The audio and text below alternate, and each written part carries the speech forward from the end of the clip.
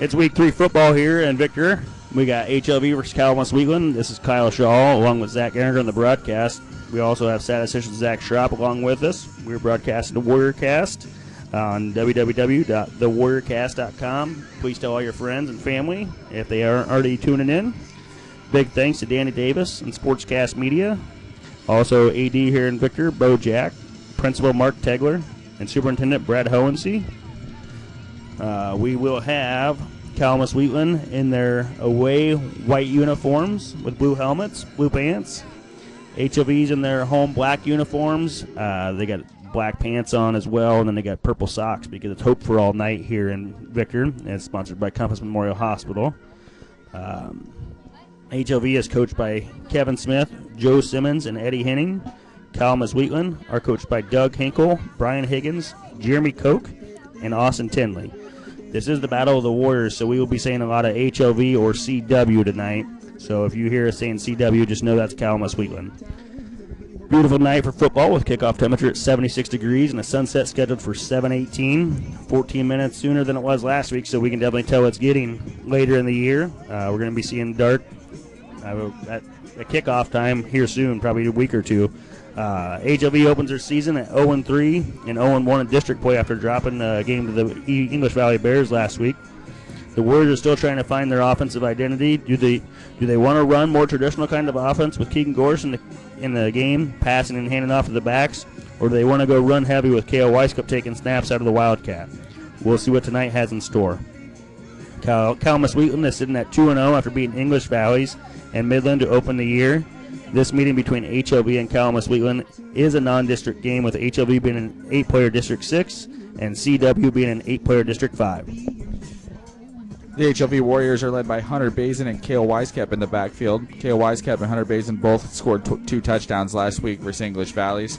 Hunter was able to catch his 2 while Kale ran 2 in before getting banged up in the second quarter. Safe to say if Kale didn't get hurt in the second quarter last week, the game might have been a little different. And his brother Devin was also limping around a little bit. Hopefully this week the Warriors are able to return to full strength being back at home. Calamus Wheatland is led by running back Brady Koch, who has an impressive 34 carries for 307 yards and 2 touchdowns, averaging 9 yards per carry. And also have Braden Swady, who doesn't pass much but is efficient when he does, as he's 9 for 14 for 111 yards and 2 touchdowns. Swady also has ran the ball 27 times for 141 yards and 4 touchdowns. And Lorden Reedazil also has chipped in with 3 touchdowns on 11 carries this season. So will the Warriors of HLV be able to slow down Calamus Wheatland's version? If so, HLV should have a good shot at pulling out a win at home tonight.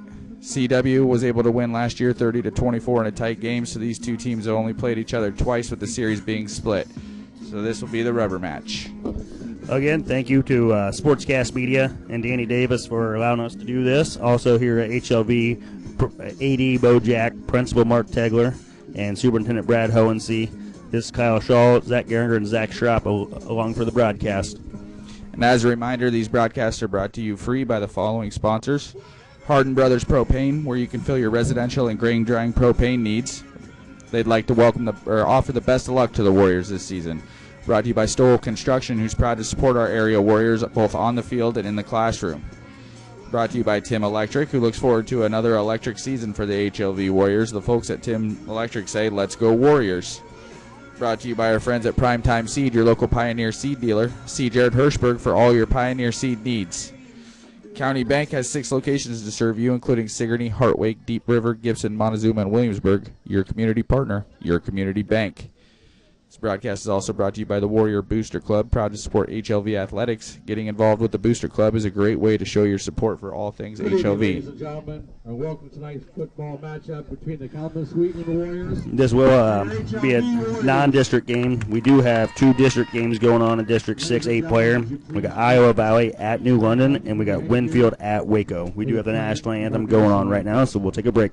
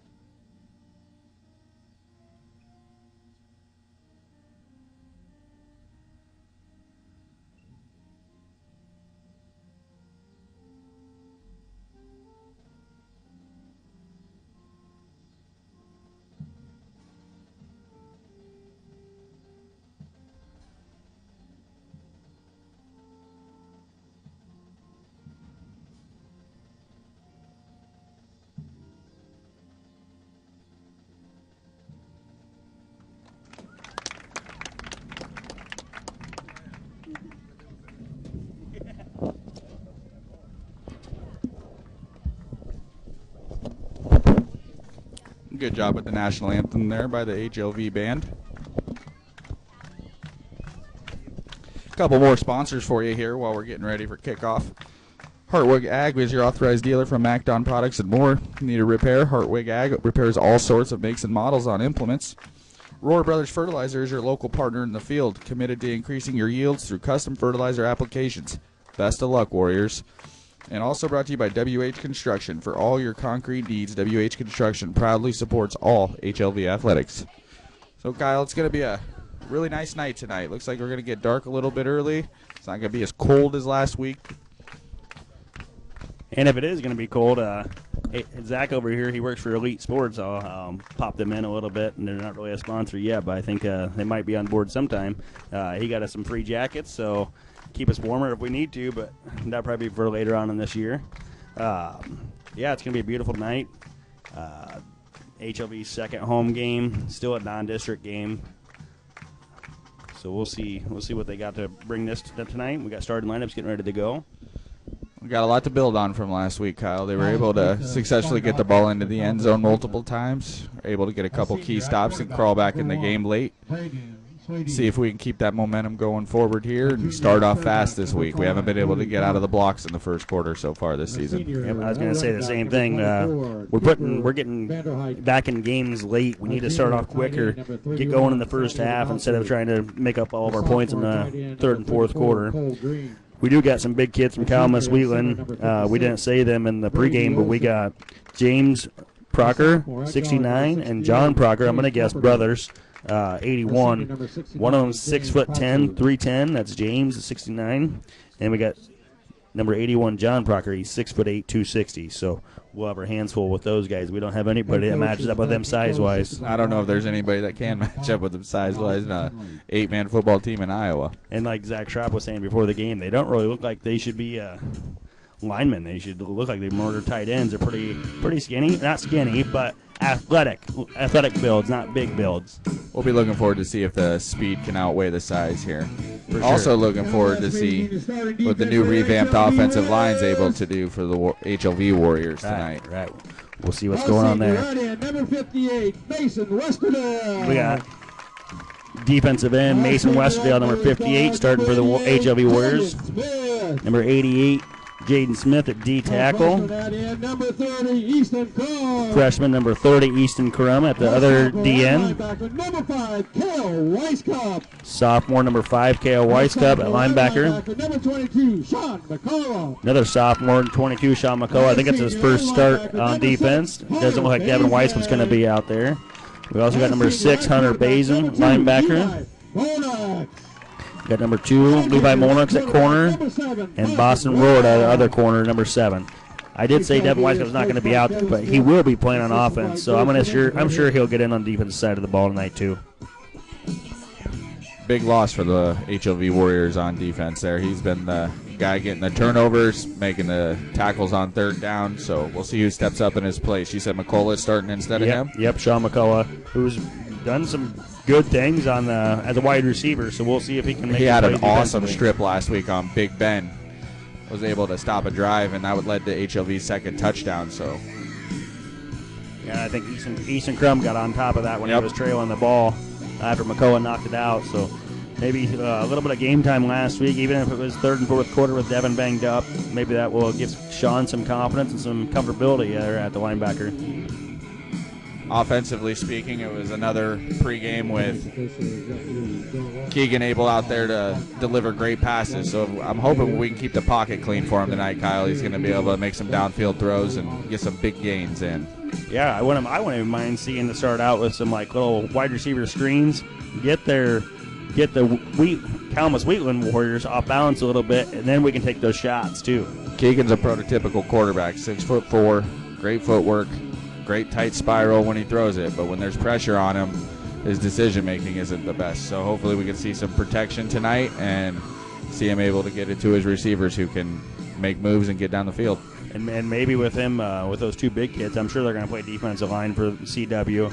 So hopefully he can get away from them. He can step out of the pocket if he needs to, set his feet, then throw. Because when he's throwing on the run, he's just kind of inaccurate. I'll paint the picture for you guys on how big these two kids are. They're standing there for handshakes right now. and I could see the opposing kid's shoulder pads over every player for HLV. Yeah, it's pretty wild how tall that kid is. I mean, like I said, he's 310 pounds too. So I mean, he's tall and he's just like he's an athletic build. He doesn't look big. Think about him on a basketball court. That's insane. Just a reminder, everybody, tonight the Hope for All. The Warrior football team would like to thank Compass Memorial Healthcare for sponsoring today's Hope for All. Just as a shout out to the letter winners this year, we got Kale Weisskap, Boston Rorta, Briar Jack, Sean McCullough, Devin Weisskap, and Mason Westerdale all getting their letters this year. So congratulations to those young fellas. And I do believe them were letter winners from last year. I think that's what they have on there. Because they have letter winners. They get those at the end of the year. So all those guys played valuable minutes last year, and they got into there. So Kale got one as a freshman, huh? Yeah, he played quite a bit on the both offense and defensive side last year. Kickoff's getting ready to go. HLV Warriors will be kicking off to the Calamus Wheatland Warriors. That's going to be really hard to not trip over ourselves tonight, but we'll do the best we can with what we got. Number 1, Braden Sweetie, back to return for the CW Warriors. And number 22, Sean McCullough, to kick off for the Warriors, HLV Warriors.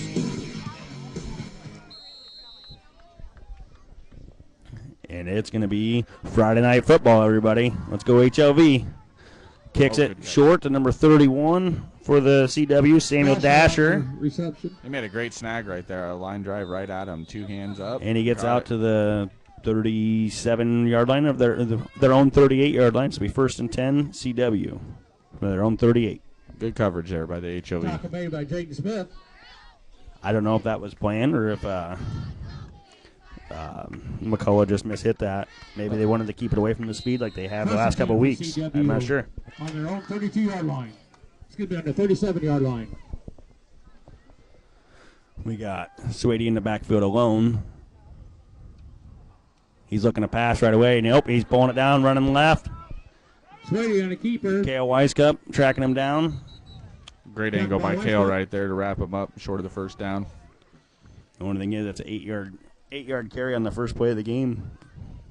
It looked like Westerdale was in the backfield immediately there, which is a good sign of things to come, but brings up second down. Swady was able to evade him rather easily and get to the outside. Yeah, still going to have outside contain. I don't know if that's his responsibility or somebody else's responsibility on that one.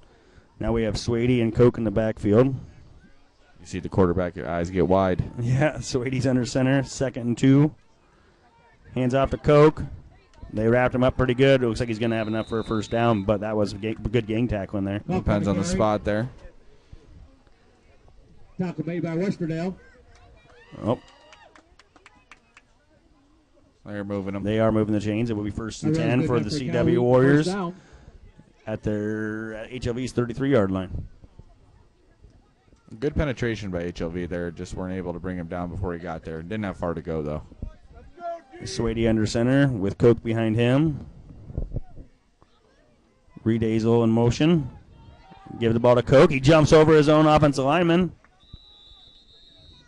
Not quite a Saquon Barkley hurdle, but it is a hurdle. Looked like a video game hurdle from here. I got him an extra 3 yards probably. Yeah, it'd be 2nd and 4 at the HLV 26-yard line. Really like the chain gang here. Gain of 6 yards brings up. Yeah, you can see that number right away. You can actually see it's 2nd down. You got Swady under center again. Koch in the backfield. Koch gets another carry. Kale Weisskap on the tackle after a gain of looks like about 10 there. That's a good form tackle there by Kale. For Cal Wheaton, first down.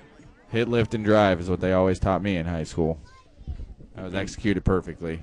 A little late in the play to get him, but got to get him down somehow. And week 1 guest Nick Bloom just walked into the game. Big props for him for doing that interview for us at halftime in Belle Plaine. We got Swady looking to pass, finds Koch on the edge. You got three HLV kids in there to tackle him. Looked like Crum was the first guy there. Going to be 2nd and 4 again. They've been 2nd and short already. I don't think they've got the 3rd down yet. 2nd and 4 for Cal Wheaton. HLV is going to have to try to get that red zone defense up like they did against Belle Plaine early and slow them down here. You got Swady under center again with Koch behind him. Reed Hazel off to the left. And Cole Green wide out to the left. Swady with a key up the middle. Looked like a broken play that he made something out of nothing. Yeah, you could tell already he's pretty electric with the football in his hands. He was able to, the play broke down, break left inside his left guard, and make something out of nothing. First and goal for Cal Wheaton. It'll be first and goal from the 3-yard line for Cal Wheaton. One thing as a quick observation here, we noticed that Calamus likes to kick the ball, field goals and extra points. You got Swady in the back. Nope, he's under center with Koch behind him. Swady takes a snap, hands off to Koch right the middle, fumble. Oh, nope, he held on to it. I thought he was bobbling that. It was definitely bobbling. He was bobbling it. Touchdown. He did get back on it and scored a touchdown from 3 yards out for CW. Here we go. That'd be the first extra point attempt we've seen this year, isn't it? Yeah, that's for sure. Montezuma did try one in week 0. You weren't here for that one, but they did that way late in the game. I think that was just kind of for practice. And you got number 24, Cooper Vander Heiden with an extra point. That is good for CW. That was a good kick. Vander Heiden's extra point is good. That'll make the score CW 7, HLV 0, 3 minutes into the game. Just a reminder, this broadcast is brought to you free by Hardin Brothers Propane, where you can fill your residential and grain drying propane needs. It's also brought to you by Stowell Construction, who are proud to support our area warriors both on the field and in the classroom. Offensive starters for HLV will be number 2, Levi Molnix, number 5, Kale Weiskup, number 6, Hunter Bazin, number 7, Boston Rorda, number 32, Devin Weiskup, number 50, Jay Stevens, and number 58, Mason Westerdale. That was a pretty easy drive for Calamus right there. So now we need HLV to have some sort of answer on the offensive side of the ball. Number 5, Brody Koch to kick off for Cal Wheatland with Bazin and Weiskup deep. Kale Weiskup, that is. They do kick it deep. Got Hunter Bazin backtracking, and it's going to be a touchback. It'll be HLV first and 10 from the 15-yard line. On their own 15-yard line. That's a new one, too, 15. Starts 15 after a touchdown. This is 8-man football again, so the 40-yard line is midfield. So touchbacks are a little bit different. They're at 15 instead of the 20. Time is 9 a.m. Looks like Keegan's going to start the game off here, Kyle. We'll see what they have dialed up. They're going to have him as a traditional. It looks like they're going I form with Kale Weiskup behind him as a fullback and Hunter Bazin behind him. And bobbled snap. Keegan gets back on it. Shooting ourselves in the foot in the first play of the game on offense. By Wells. Be a 2-yard loss. Carpenter. I wasn't able to see where the hiccup was there during the. Yeah, it was a bad snap. And that's another thing. We got Jay Stevens starting at center tonight, so getting that exchange down. We'll see what happens there, and hopefully they can figure it out. Actually, it looks like Garrett Reed is in at center. He is. Got Garrett Reed with Keegan in the pistol. Kale Weiskup on a fake, looking to pass, looking deep, finding Hunter Bazin for a big play. Can he outrun Swady? Can he outrun him? He cannot, but he is down to the other 15-yard line. What a play. Just a great bootleg out to the right there. A throw off his left foot. Perfect down the right side. Great route by Hunter Bazin. Just didn't have the extra gear to outrun Swady, but still an excellent play, and that's what we like to see. And Keegan Gorsh has proved me wrong. I just said that he needed to set his feet and throw the ball. He said, Kyle, I'm going to prove you wrong. I'm going to throw off balance. I'm going to throw a perfect ball, and he did. That was a great pass. Those are the ones we've been seeing in pregame the last 3 weeks.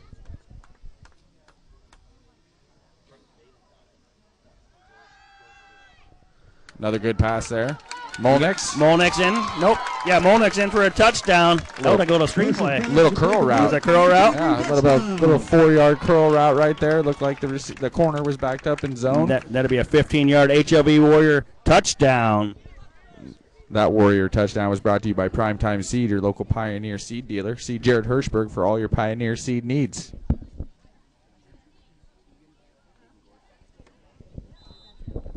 That only took HLV a minute and 10 seconds to score, and they went backwards on the first play and 2 big plays after that. maybe changing it up a little bit. Kevin's getting in his bag a little bit and not running the ball, just trying to pass it. Maybe that's good to see. Keegan, of course, going for two, breaking a tackle just out of Cale Weisskop's hands. He did a really good job evading the pressure there, made a good spin move in the backfield. Was able to throw a catchable pass. Just two Warriors in the same, well, 4 Warriors in the same side of the field, 2 of them being HLV. And that'll make the score CW 7, HLV 6, 4 minutes into the game. Just a reminder, this broadcast is brought to you free by Tim Electric, who looks forward to an electric season for the Warriors. Folks at Tim Electric say, let's go Warriors. And, Kyle, that was an electric first drive right there by the Warriors. For sure. Like I said, they changed it up from the traditional Kevin Smith offense. He likes to ground and pound. This time he's going to try to get his athletes out into space. And like you said, if Keegan has enough time to throw the ball, we can get something going. And getting him out of the pocket and on the run is one way to do that, to give him some time to look downfield. And then that second play, the third play, I guess, second pass, it was a quick curl, 4-yard curl, and then Molnix just broke a tackle, and he was gone for a touchdown. Just a 3-step drop and fire. We got McCullough to kick the ball again to number 31. A heck of a snag again by number 31 for the CW Warriors. He's got some hands on him, Jay. We got Dasher with that one, and he will be tackled at CW's 32-yard line. So it'll be 1st and 10, CW 32. A little more real estate for Calamus to go this time before they get the ball where they can score. So hopefully the Warriors are able to put together 4 good plays of defense here. We'll see if HLV figured anything out. It's all right. We'll see if HLV figured anything out in that first drive. Their corners are playing really tight this time. You got number 5, Coke, up the middle for another 7. Every single first down play has been for at least 6 every single time so far. Looks like a lot of fullback traps from the angle we're sitting. Yeah, it looks like a lot of misdirection there. It looks like they can run that fullback trap, and then they can also run like a little speed option off of a triple option stuff for CW. All the razzle-dazzles distracting the second level, but they're really just playing hammer and nail. 2nd and 3 for CW from their own 38. Got Swady under center with Coke behind him. Reed Azel in motion. Coke right at the middle. Again with the motion, with the run right up the middle. Molnix with a tackle after about a 15-yard gain. Well, you know, as soon as they commit to the up the middle, they're going to actually throw that razzle-dazzle out there. Yep, they're going to run that little option or something. All he has to do is do a little flick, and everybody will be on the inside, and he'll be the only one running down the sideline. Reed Azel will be. I'm seeing a lot of good decision-making by Swady right now. I don't know if it's predetermined pre-snap, but he's making the right read every time. We got Swady under center again with Coke. Same formation they got going on. No motion this time. Straight up. Nope. He faked, and then he keeps it himself. Runs behind Coke and Reed Azel. He's still fighting for yards. He was tackled for 10 and pushed forward for another 2 or 3. 7 HLV Warriors in on the tackle right there. Runs good enough for Cal Wheaton first down. It'll be CW first down from HLV's 16-yard line.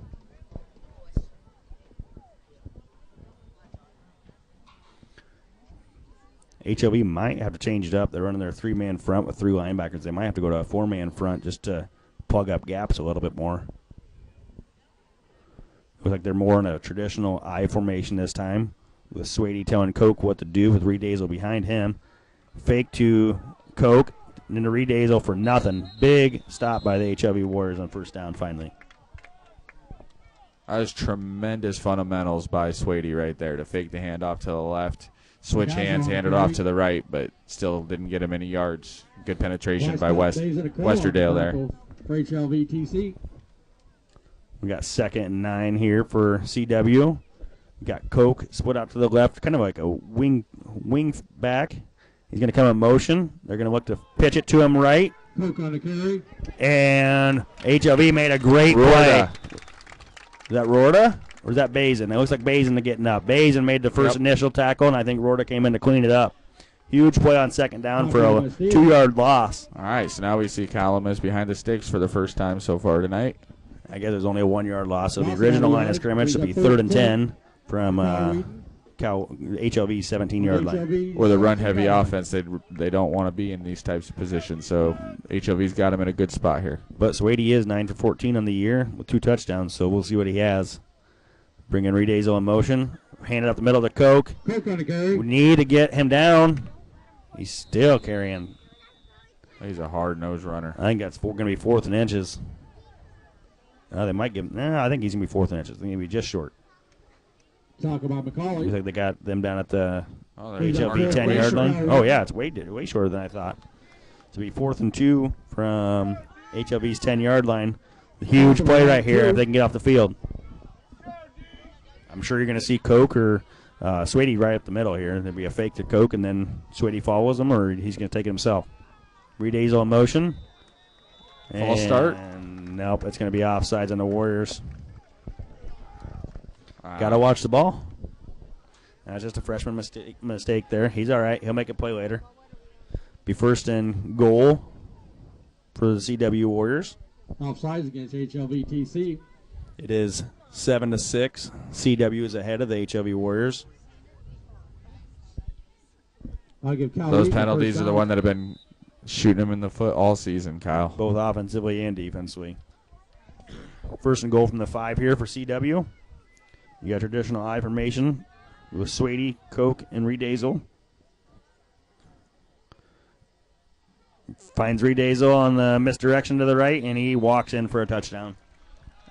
It's a great ball action by Swady again on the handoff there. Made everybody think it was going left, switched hands, and Reed Azel was able to just run around the end untouched. And CW is going to line up for the extra point again to kick. Number 24, Vander Heiden, to attempt again. Even if he does convert this, it's still a one-possession game, so HLV will be okay. Bad snap. And they're going to – the holder keeps it, and they take him down to no good on the extra point. Good pursuit there. Looked like Rorda and Bazin on the pursuit. And good sportsmanship by McCullough there, helping number 3, Dade Sprague for the CW Warriors. Just another reminder, this broadcast is brought to you free by County Bank with 6 locations to serve you in the area, including Sigourney, Hartwick, Deep River, Gibson, Montezuma, and Williamsburg. Your community partner, your community bank. What do you think, Zach? We see more of that quick throw and get their athletes into space, or do you think we run the ball a little bit here? You know, I don't really know, to be honest with you. If it was me, I would definitely try to get him out on the edge again, away from the pressure up the middle. See him throw the ball down the field. Right, get away from those big Procker. That's not traditionally Procker how brothers. We play football here, though, so Right. We'll see what happens. Right. We got number 5, Brody Koch, to kick off to Hunter Bazin and Kale Weiskopf. Kicks away. It is a deep one, but Bazin's able to return it on this one. Caught it on the run. Makes a move. He's out to the right. Trying to make another move. Got some good blocking there that time. Great decision-making on the run, too. Followed his blockers really, really well. Looks he caught that about the 10-yard line and then returned it out to midfield. They're going to say it's at HLV's. Nope, it's going to say at CW's 38-yard line. It's going to be HLV's 39-yard line. Looks like Keegan's staying on the sidelines to start this drive. So they might see that hammer package for K.O. Weiskopf. 1st and 10 for HLV-TC on their own 38-yard line. That's kind of what we saw last week. We saw one drive with Keegan, then we saw one drive with KO on the hammer package, but today to score on. And then they try to figure out what was best from there. KO Weiskopf on the keeper to the left. He got big gain. That's at least 10. He fought. I think he got 12 yards on the carry. Looked like an off tackle, even though there's not a tackle, an off tackle to the left there. Followed number 22, McCullough, and Bazin to the left. Keegan Gorse is checking back into the game, and McCullough is checking out. They've had a lot of success running left this season. We got Keegan Gorse in the backfield alone. K.O. Weiskopf and Molnick's out to the right. Rorda and Bazin to the left. Weiskopf in motion. Goes all the way through. Looking for a screen pass to Rorda. We got 2 yards. Collar tackle there that they didn't call. They got 2 yards on that one. Like I said early, trying to set up screen, quick game, and then try to go deep later. That's not bad idea. They're going back to the hammer package here with Kale Weiskopf. Also, the motion there was helpful, too, on that play. Yeah, you don't usually see a screen thrown to the side of the motion is going to. Right, you got Bazin and Weiskopf both out there to lead block for him. This time you're going to have Weiskopf in the backfield with McCullough. Nope, it's going to be Bazin, and McCullough's going to be moved out to the right. Not on the line of scrimmage, though. Yep, he doesn't need to be. You need to have 3 guys in the backfield. Kale Weiskopf with a fake to Bazin, looking left. Weiskopf on the keeper. He gets about 6. We make it 3rd and 2. It's good to see him healthy tonight, Kyle. Yeah, he looks like he's shot out of a cannon there. That's nice to see. You said he skipped his cross-country meet this week, right? I think that was Monday. He had that knee injury from last week he was recovering from. They are going to mark him just a little bit short. It'll be 3rd and 3 instead. But it looks like he took, maybe in practice, he took a little bit less of a workload and got healthy this week. They're staying with him at quarterback in a T formation with Bazin to the left and McCullough to the right. A little bit different with McCullough in the back. Definitely featuring McCullough a lot more this week. Looks like they got, there's a flag. It's lots of pointing out there. False start. They're going to say false start on the HLV Warriors. Can't have those. It'll be 3rd and 8 instead. Levi didn't like that call right there. Procedure against HLV-TC. It's all right. It's still a 2-down territory, so you get half of it here if you can't get it all, and you can set yourself up for 4th and short. 2 big penalties now already on the Warriors in the first quarter, one on both sides of the ball. And that one on defense did set the CW Warriors up for a score. And this one took them from 3rd and short to 3rd and long. You got Weiskopf in the backfield alone with McCullough and Molnix out to the right. Bazin and Roeder out to the left. Bazin coming in motion to the left. Fake to Bazin. Gets blown up, but Weiskopf's going to make a play. He's trying to. He got a couple yards out of the deal. Oh, maybe. Might knock him out of bounds. No business getting anywhere there. That was all determination. He only got 2 yards, so that'll make it 4th and 7 here. Looked like a read option where he chose to keep it and try to run right, but there was 68 from Calamus was in the backfield immediately. That'd be Jace Carpenter. Keegan Gorse is going to check back in the game, so I'm going to anticipate we're going to see a pass here. 4th and 6. Keegan Gorse is in the backfield with Hunter Bazin. You got Molnix and Weiskopf out to the right. Actually, Molnix will be on the line of scrimmage. Roared out to the left. Weiskopf to the right. Looking right. Looking deep. Intercepted. I think that ball hit the ground. Nobody saw it. This line judge on the left said it was an incomplete pass. Either way, CW will take over on downs. Swady almost had his 3rd interception of the season right there.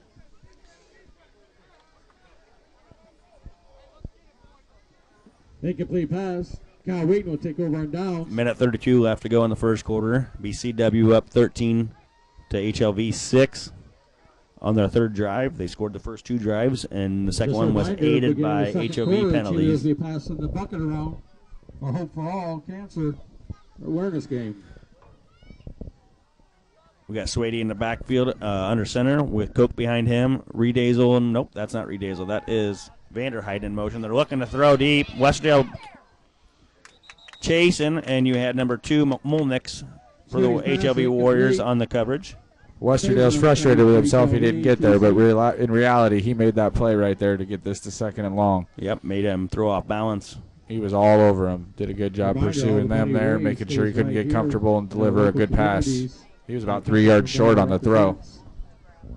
We got 2nd and 10 from CW's 28-yard line. Swady under center again with Redazel coming in motion. Going to Koch right up the middle. Kale Weiskopf missed a tackle. That spin move was nice. Yep. Kale was watching him which way he was going. He wasn't watching the hips, and he made a spin move back to the left, and he got extra 5 yards out of the deal. Little hop step spin move there after he had him lined up one-on-one. Make it 1st and 10 for CW at their own 39-yard line. Molnix did pick up that tackle. On their own 39-yard line. You got Swady under center with Koch in the backfield. Redazel on the wing out to the right. Coming in motion. Actually, sorry, again, that's Vanderheiden again. And they do a quick pass out to Koch. That's a blindside block. I'm surprised they didn't throw a flag there. He didn't have the strength to really hit him hard. I That's know. why. That's where you need your LeBron James flop and sell it a little bit more. Definitely could have sold it a little bit better, but I brought up LeBron James on that flop because Zach Gehringer lives and breathes LeBron James. Follows him everywhere he goes. We got CW in the I formation with Swady, Koch, and Reed Dazel. Fake again to Koch, and Reed Dazel gets it. I thought that ball was going to come out right there. I didn't think he had it in his hand, and then all of a sudden he had 4 yards. They really are attacking the football on defense right now. The play before that was a good coaching adjustment by Calamus there because they ran the same bootleg, except for instead of trying to be 15 yards downfield, the receiver just stopped at about 3 yards down the field, short of the zone, and was able to get run after the catch. Right. It'll be 2nd and 6 for CW after we come back in the second quarter at the HLV 25-yard line. That's the end of the first quarter. We got CW 13, HLV 6 in the Battle of the Warriors here in Victor, Iowa. And just a reminder, this broadcast is brought to you free by the Warrior Booster Club, proud to support HLV athletics. Remember, getting involved with the Booster Club is a great way to show your support for all things HLV. It's also brought to you by Hartwick AG, your authorized dealer for MacDon products and more. If you need a repair, Hartwick Ag repairs all sorts of makes and models on implements. We got Calamus Wheatland with a total rushing yards of 96 already, and 59 of those by Koch on 9 carries for a touchdown. Reed Dazel also has a touchdown. And for the Warriors, Keegan Gorsh is 3 for 4 for a touchdown. And how many yards does he have, Zach Schrapp? He has 69 passing yards. So we might need to go back to our quick throwing and see what happens after that first drive that we had earlier. Even on his incomplete pass there in the second drive, he was able to have space to throw. He just short-armed it a little bit. Even on our second drive, we went to that hammer package, and we were doing good until it was 3rd and 2, and we got our 3rd and 3, and we got a false start. Went back 5 yards, and we were down in distance, and that's tough for us. We got to just keep going positive if we can. We have negative plays that beat ourselves. We struggle pretty good. Looks like Kevin Smith making his first appearance of the season out there for HLV. Number 78? Yep. Good. It looks like he's first time healthy. He's not in jeans, street clothes, so that's nice to see. Another senior. We got Swady looking to throw, stepping up in the pocket, fakes a ball. What a play. He was, get it. Covered by Cal Wheaton. Cal Wheatland does get back on it on second down. He made a great play, though. He was across the line of scrimmage, and he still faked like he was going to throw, and he kept McCullough just standing still. Those are the breaks we just can't get to go our way this season. That ball was on the ground, Right. opportunity to get on top of it, and somebody from Cal came flying in and dove right on top of it. But instead of a first down, it's still 3rd and 1 for CW. If HLV can get some penetration here, you know Koch's going to get the ball up the middle or Reed Dazel on that misdirection.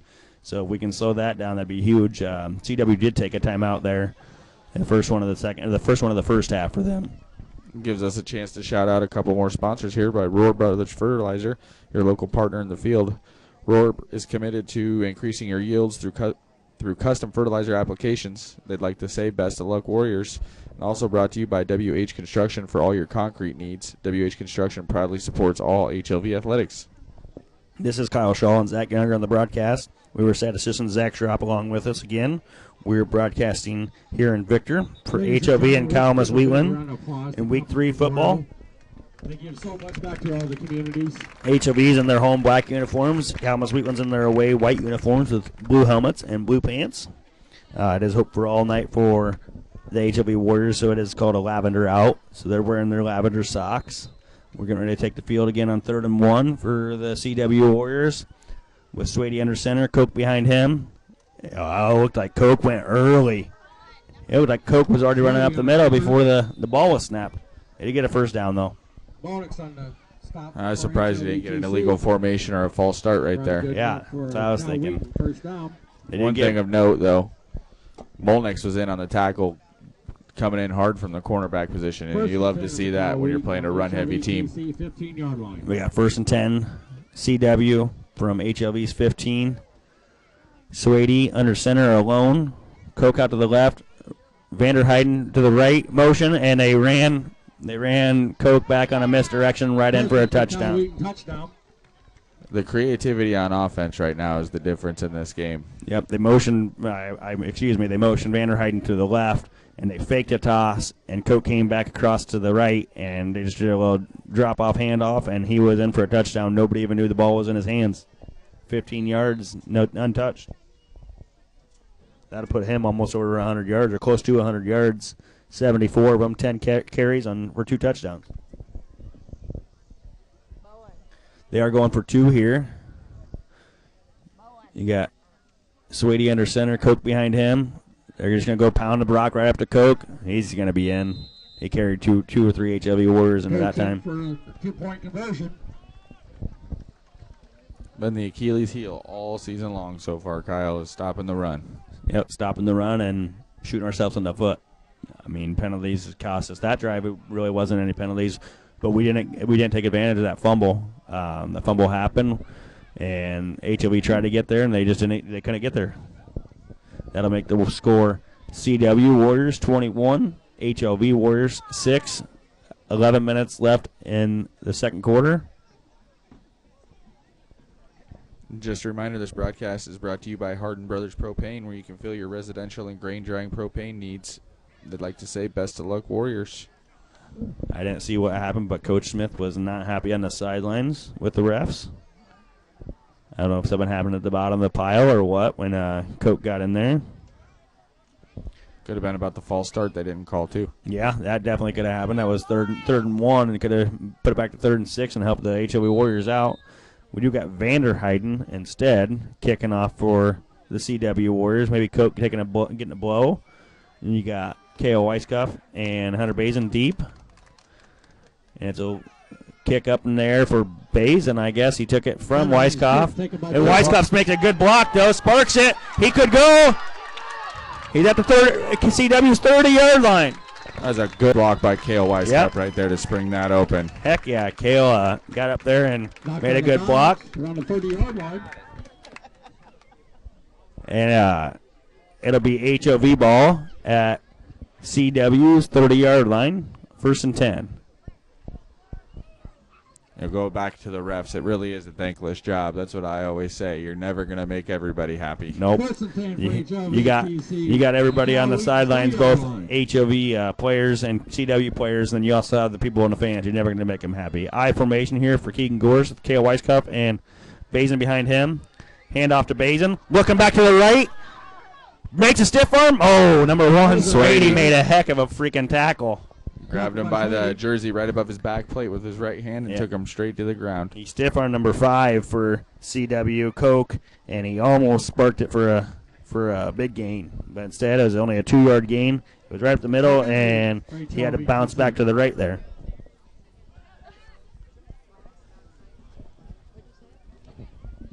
Got 2nd and 8 for the HLV Warriors.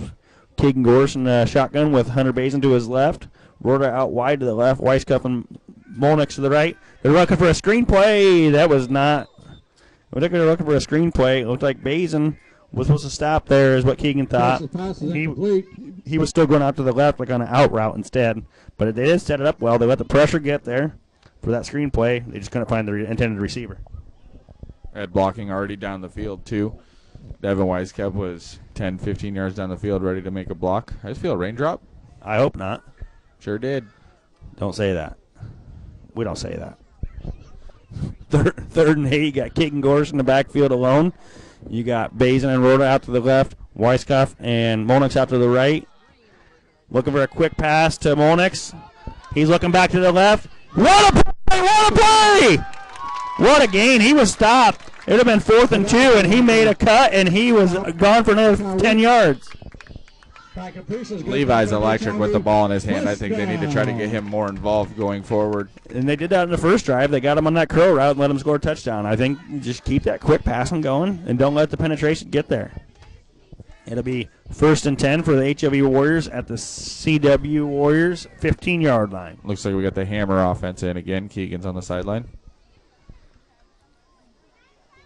Oh, we have the hammer lineup, but instead they're in a T setup with Bazin off to the left, McCullough off to the right. K.O. Weiskamp keeps the ball, looking left. Oh, that's football. Swady stood him up, and it was just a battle of the leg drive. Who could chest push to farther. chest? That's football right there. Good pad pop. He did get 3 yards on the carry, it looks like. Be 2nd and 7 from the 12. I love the way K.O. Weiskamp runs the ball with purpose every time he has it. And he's not really looking to avoid contact. He's seeking contact even as Every the ball time. carrier. He's still in the backfield, been their hammer package.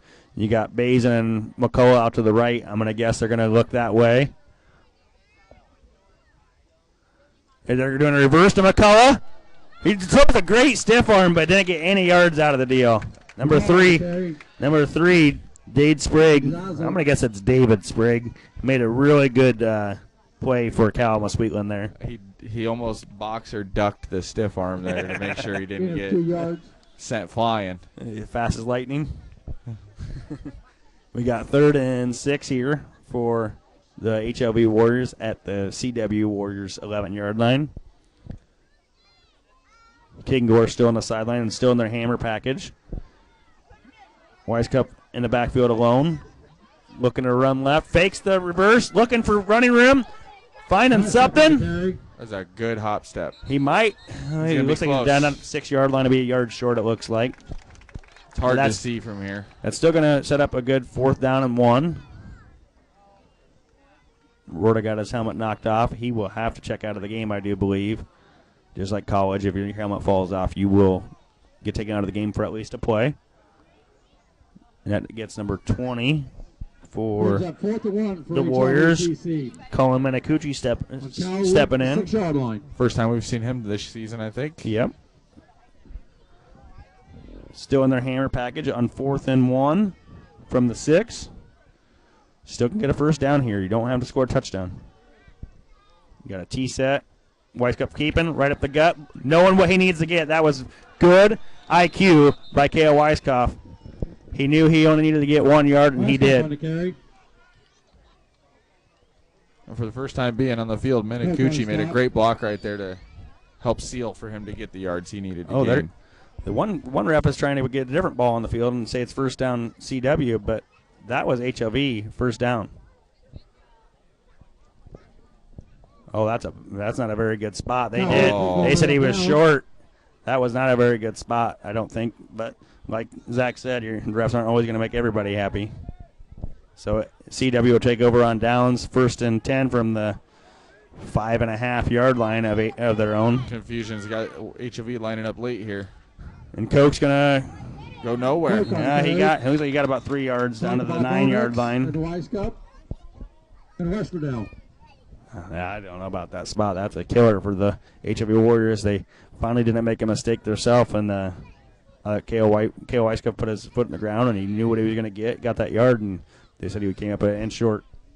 In their defense, it's hard to see from this angle exactly where they're at, but it looked like a clear 1st down from here. For sure. 2nd and 7 for CW at their own 9-yard line. Swady under center with Coke behind him. Looking to pass.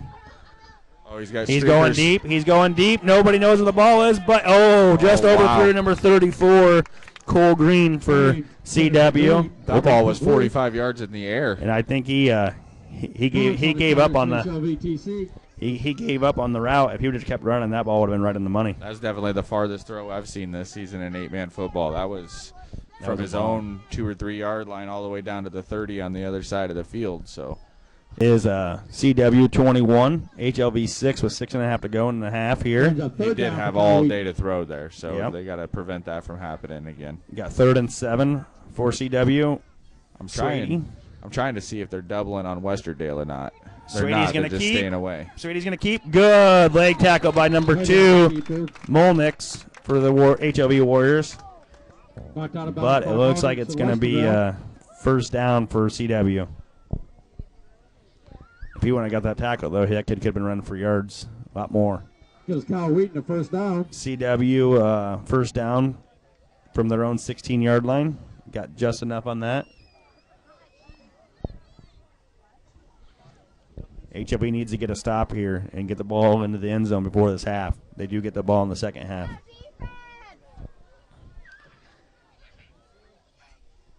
Got Swady under center with Koch behind him again. Reesdale in motion. Going up the middle of the Koch, and he doesn't get touched till he's 5 or 6 yards downfield every single play so far. Downhill head of steam every time. Be 2nd and 2 for CW. Nope, they're going to give him a first down. Got exactly 10 yards on that one. Be 1st and 10 for CW at HLV's 26-yard line. On their own 27-yard line. You got in a traditional I formation with Swady under center. And you got another offsides by HLV, not watching the ball. And they went on a hard count, and they got him. So it'll be 1st and 5 for HLV, or 1st and 5 for CW with that HLV penalty. Taking a look at the radar, it looks like everything's going to hang off for a little bit here, so we're not going to have to worry about it tonight. I did see for the first time Devin Weiskopf did check in on defense at defensive tackle. He is favoring his left ankle a little bit, but he is in the game. He's got some tape on it. He'll be all right. They say that'll buff.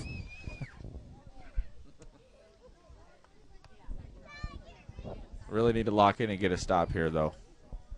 Is he? Are they putting him at D tackle, or is he playing like a? Nope, he is going to go down to D tackle.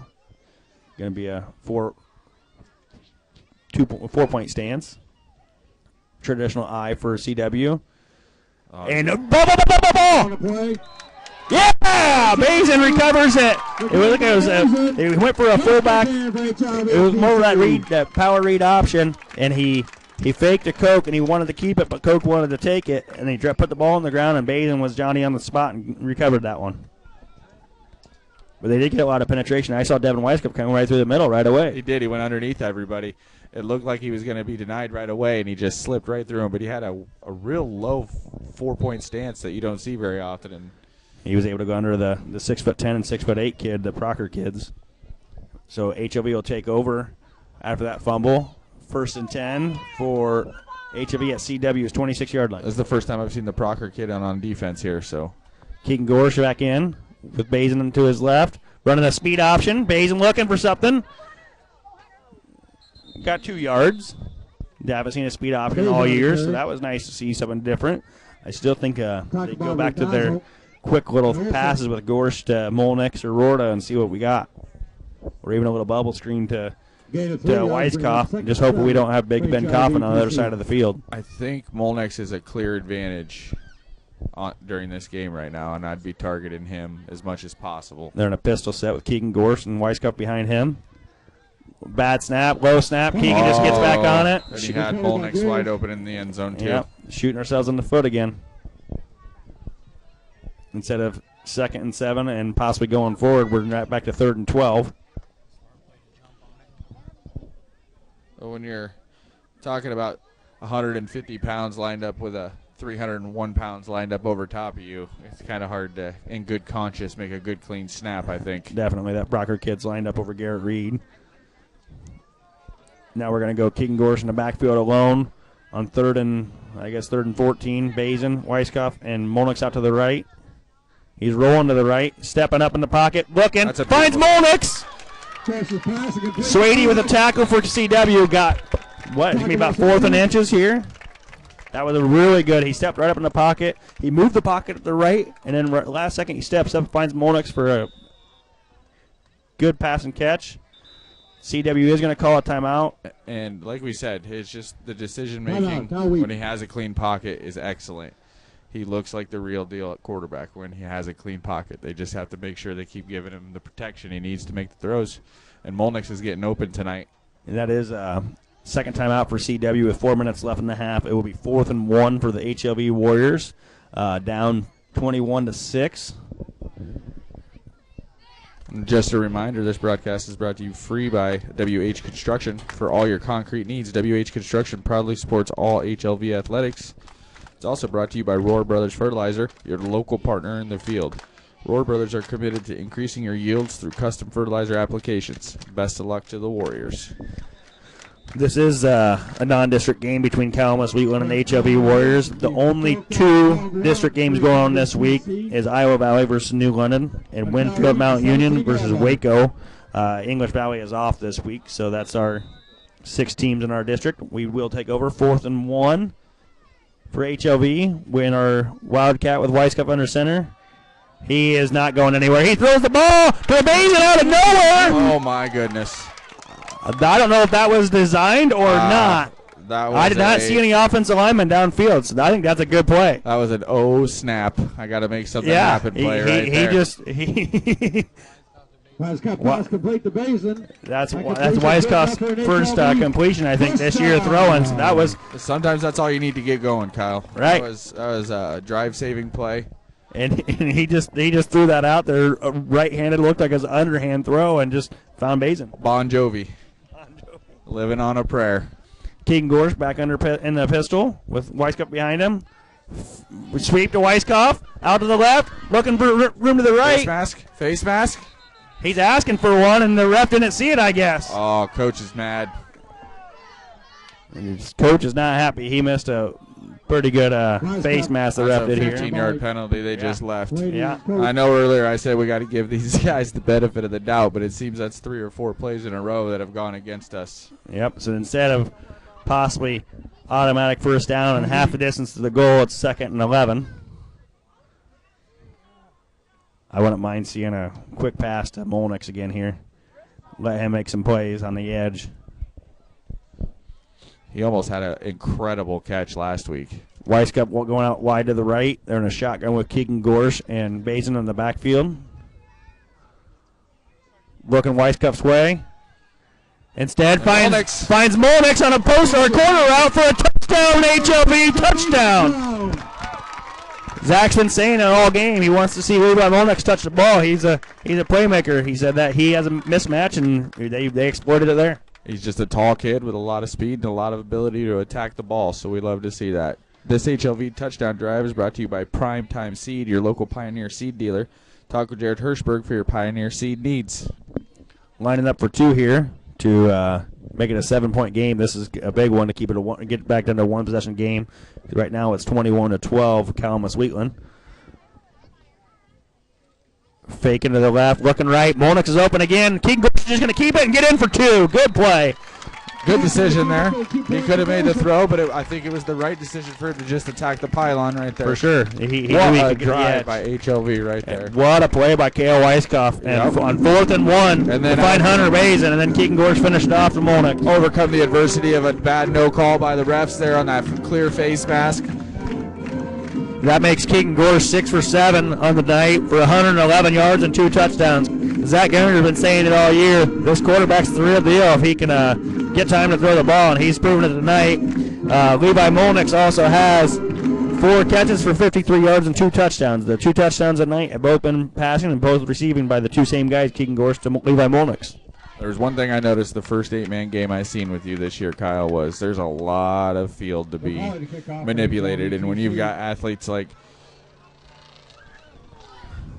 Levi Molnix out there that are able to use the space to their advantage, and a quarterback as tall as Keegan and has the arm of Keegan, you got to take advantage of it. And they've been doing a great job of that in this first half. That's a huge. I said it on that last drive for CW. HLV needed to get a stop, and they did. And they did just go down and score. Looking for a little onside kick. Number 16 for CW. Trevor Green gets on it. It looked like that was a miss hit on the kick, but it almost worked out for HLV. This is Kyle Shaw and Zach Gehringer on the broadcast with statistician Zach Schrapp here in Victor for HLV and Calamus Wheatland non-district football. We got Calamus Wheatland 21, HLV 14 with 2:54 to go in the half. Sean Welsh will be our halftime interview today, the basketball coach and teacher at HLV. Swady looking to pass. Number 34, almost thrown over his head, made a heck of a catch to come down with that Cole Green. He high-pointed that spectacularly. But it was only a 2-yard gain for Oh, they're only going to give him a yard. Gain of a yard brings up second And what's and even 9. crazier is that his full height of his jump, he still isn't as tall as that kid playing left guard. Yeah, Brocker Nice. kid. Yeah. They're going Can't empty get over backfield. it. Empty backfield again. Swady in the backfield on 2nd and 9 at the 40-yard line, looking to throw. Stepping up in the pocket. Somebody makes a tackle, breaks a tackle. It's going to be an incomplete pass. Good play by, I think, Jay Stevens initially got in there. Hunter Bazin tried to finish it off and disrupted that. Stopped the clock with 2:14 to go in the half. Stevens right there just moved the largest kid I've ever seen in my life by himself right there to make that play happen. And he's, what, a whole foot shorter than him? Easily. Oh, maybe a foot and a half. So on be 3rd and 9 for the Calamus Wheatland Warriors. We got Devin Weiskup at D tackle, Jay Stevens at D end, and I think Mason Westfield's the other D end. Really throwing a lot of different defensive looks out of these guys. Watch for the motion here on this empty formation. Empty formation for Swady, looking out here to the right. Found number 3 on a wheel route, and he made a great play. McCullough was there, just couldn't get his hand on the ball. It was a great one-on-one play there. Swady trusted his receiver. McCullough had great coverage. Their jerseys were touching when the ball arrived. That's all you could ask for. That was an out and up for Sprague, and Swady had all day to throw and was able to make a good ball, or throw a good ball, and puts a 1st and 10 from HLV's 13-yard line. Going back to traditional I with Swady, Koch, and Riesdale. Or Redazel, sorry. Fakes to Koch. Stuffs in the backfield. HLV's finally starting to get some penetration. They're not losing on that misdirection. They're actually seeing the ball. Westerdale and Devin Weiskup. Devin Weiskup coming in on defense and making plays. Ever since he's checked in, they've made plays. They had that fumble, the first play that he checked in on the last drive, and they just got him for a tackle for a loss. He got Swady under center with Koch behind him. Giving the ball to Koch this way. You got McCullough and Bazin on the tackle. Stevens in the backfield immediately on that snap, too. He blew it up and made him. He couldn't go right up the middle. He had to bounce up to the right, and HLV flowed to the ball perfectly. Whatever message was directed towards Stevens about that fullback dive, he listened loud and clear. Well, instead of playing D tackle, they got him playing D end, and he's just penetrating and let the outside linebackers play contain. I like it. Under a minute to go here. You got Swady at quarterback, number 3. I think it's the first time he's checked in. Oh, no, he made the catch earlier. That was a pass complete to Koch, and McCullough made a great tackle. I wouldn't mind seeing HLV take a timeout here. There we go. Brings up 4th down. HLV timeout with 39 seconds to go. 4th and 11 for CW. McCullough right there making up for the – well, he didn't make a bad play earlier, but making up for the missed opportunity earlier and just shutting that play down all by himself right there. This is the most – what do you want to say? Most attitude changing I've seen out of HLV. The second quarter, they played with a much more of an attitude, and they are purpose. Purpose. They're coming after the ball now. They're not getting lost on those misdirections like they were earlier, and that's huge for us. That one, a lot of it has to do with putting 32 on the field. Yep, I agree. You got your senior leader. He's made plays all year, and I think it's maybe just a sort of comfortability for the rest of the kids out there. This future 4th down stop is brought to you by Hartwig Ag, your authorized dealer for MacDon products and more. You need a repair? Hartwig Ag repairs all sorts of makes and models on your implements. You got 4th and 9 here. Kevin Smith just checked back into the game at D tackle. Oh, they're going for a field goal from what? 19 yards out. 29-yard field goal. It's up. He has a distance. It is good. Leg on it. That was a heck of a kick. Almost made the track. Statistician Zach Schrapp said he could have kicked that one from 40 and made that one. That was a heck of a kick to put him up by 10. But 3 points is a lot better than 7 here. So 34 seconds, 2 timeouts. Let's see what the HLV Warriors can do here. Yeah, you could get Levi Molnix on the edge again and see what happens. Run another corner route, post route, something. Defense stepped up there in the red zone again for HLV. We've been seeing that a lot this year, but they need to get the stop earlier in the possession so then we can actually take advantage of those instead of letting them kick field goals or go for the ball 4th down plays close to the end zone. I noticed a lot of the same kind of offense by HLV that they saw from English Valley last week, where they're lining Molnix up at tight end, I guess you would call it an 8-man, where he's off the right guard, and he's running either streak routes or he's running corner routes, and it is producing. And I think they're doing that to try to hide him instead of putting him out wide so the corner can't match straight up with him. Get him on a linebacker. Yep, get a linebacker on him, which, I mean, in high school football, your athletes are really your linebackers and your corners. But the linebacker's looking in the backfield right away rather than looking for that receiver to release him. Vanderheiden to kick. Weiskopf, and they're doing a little pooch kick. Number 31. Looks like Tristan Perkle. Tristan Perkle on the return. Pretty good heads-up play by a freshman. He knew exactly what to do when he got to the ball, and he gets down to CW's 35-yard line. Beautifully set up here for the HLV offense. Gorsh is coming back on the field here. 27 seconds left. Two timeouts for HLV at CW's 35.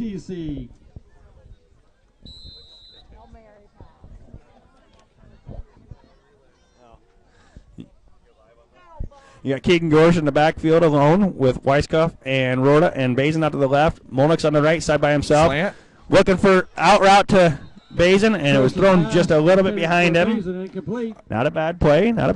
Rhoda and Bazin kind of got mixed up in their routes there. They didn't give each other enough space, so when Bazin turned around to catch the ball, he had just come off contact with Rhoda there, so that's what caused that.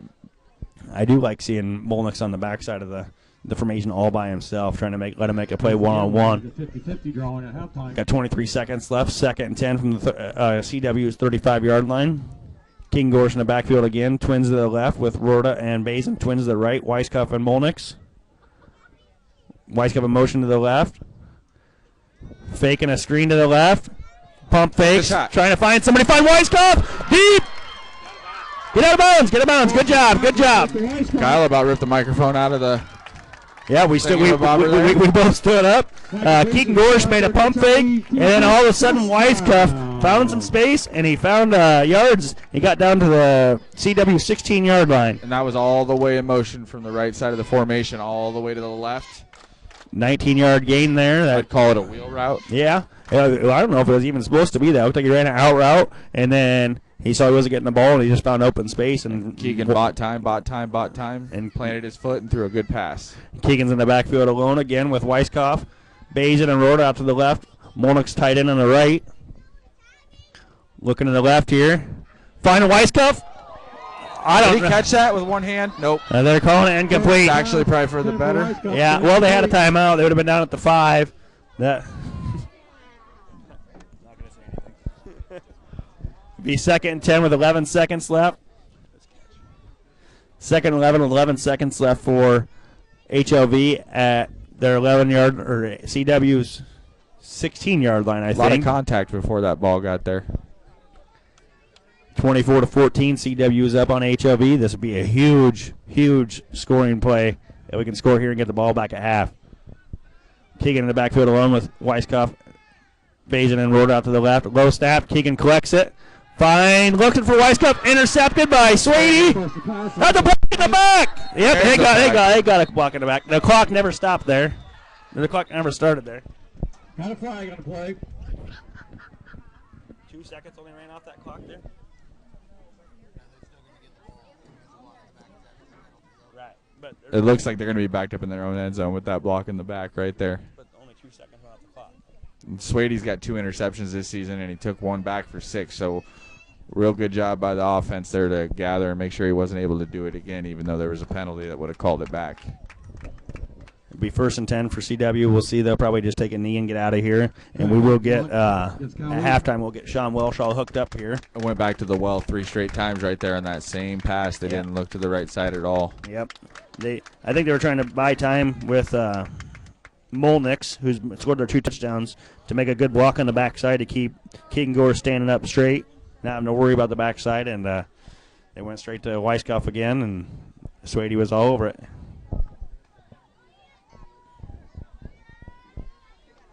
So they're going to be backed up inside their 10, it looks like. And it looks like they are going to just take a knee the way their formation's coming out.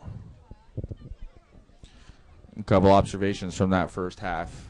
More creativity on offense from HLV as they kneel it here and run the clock out.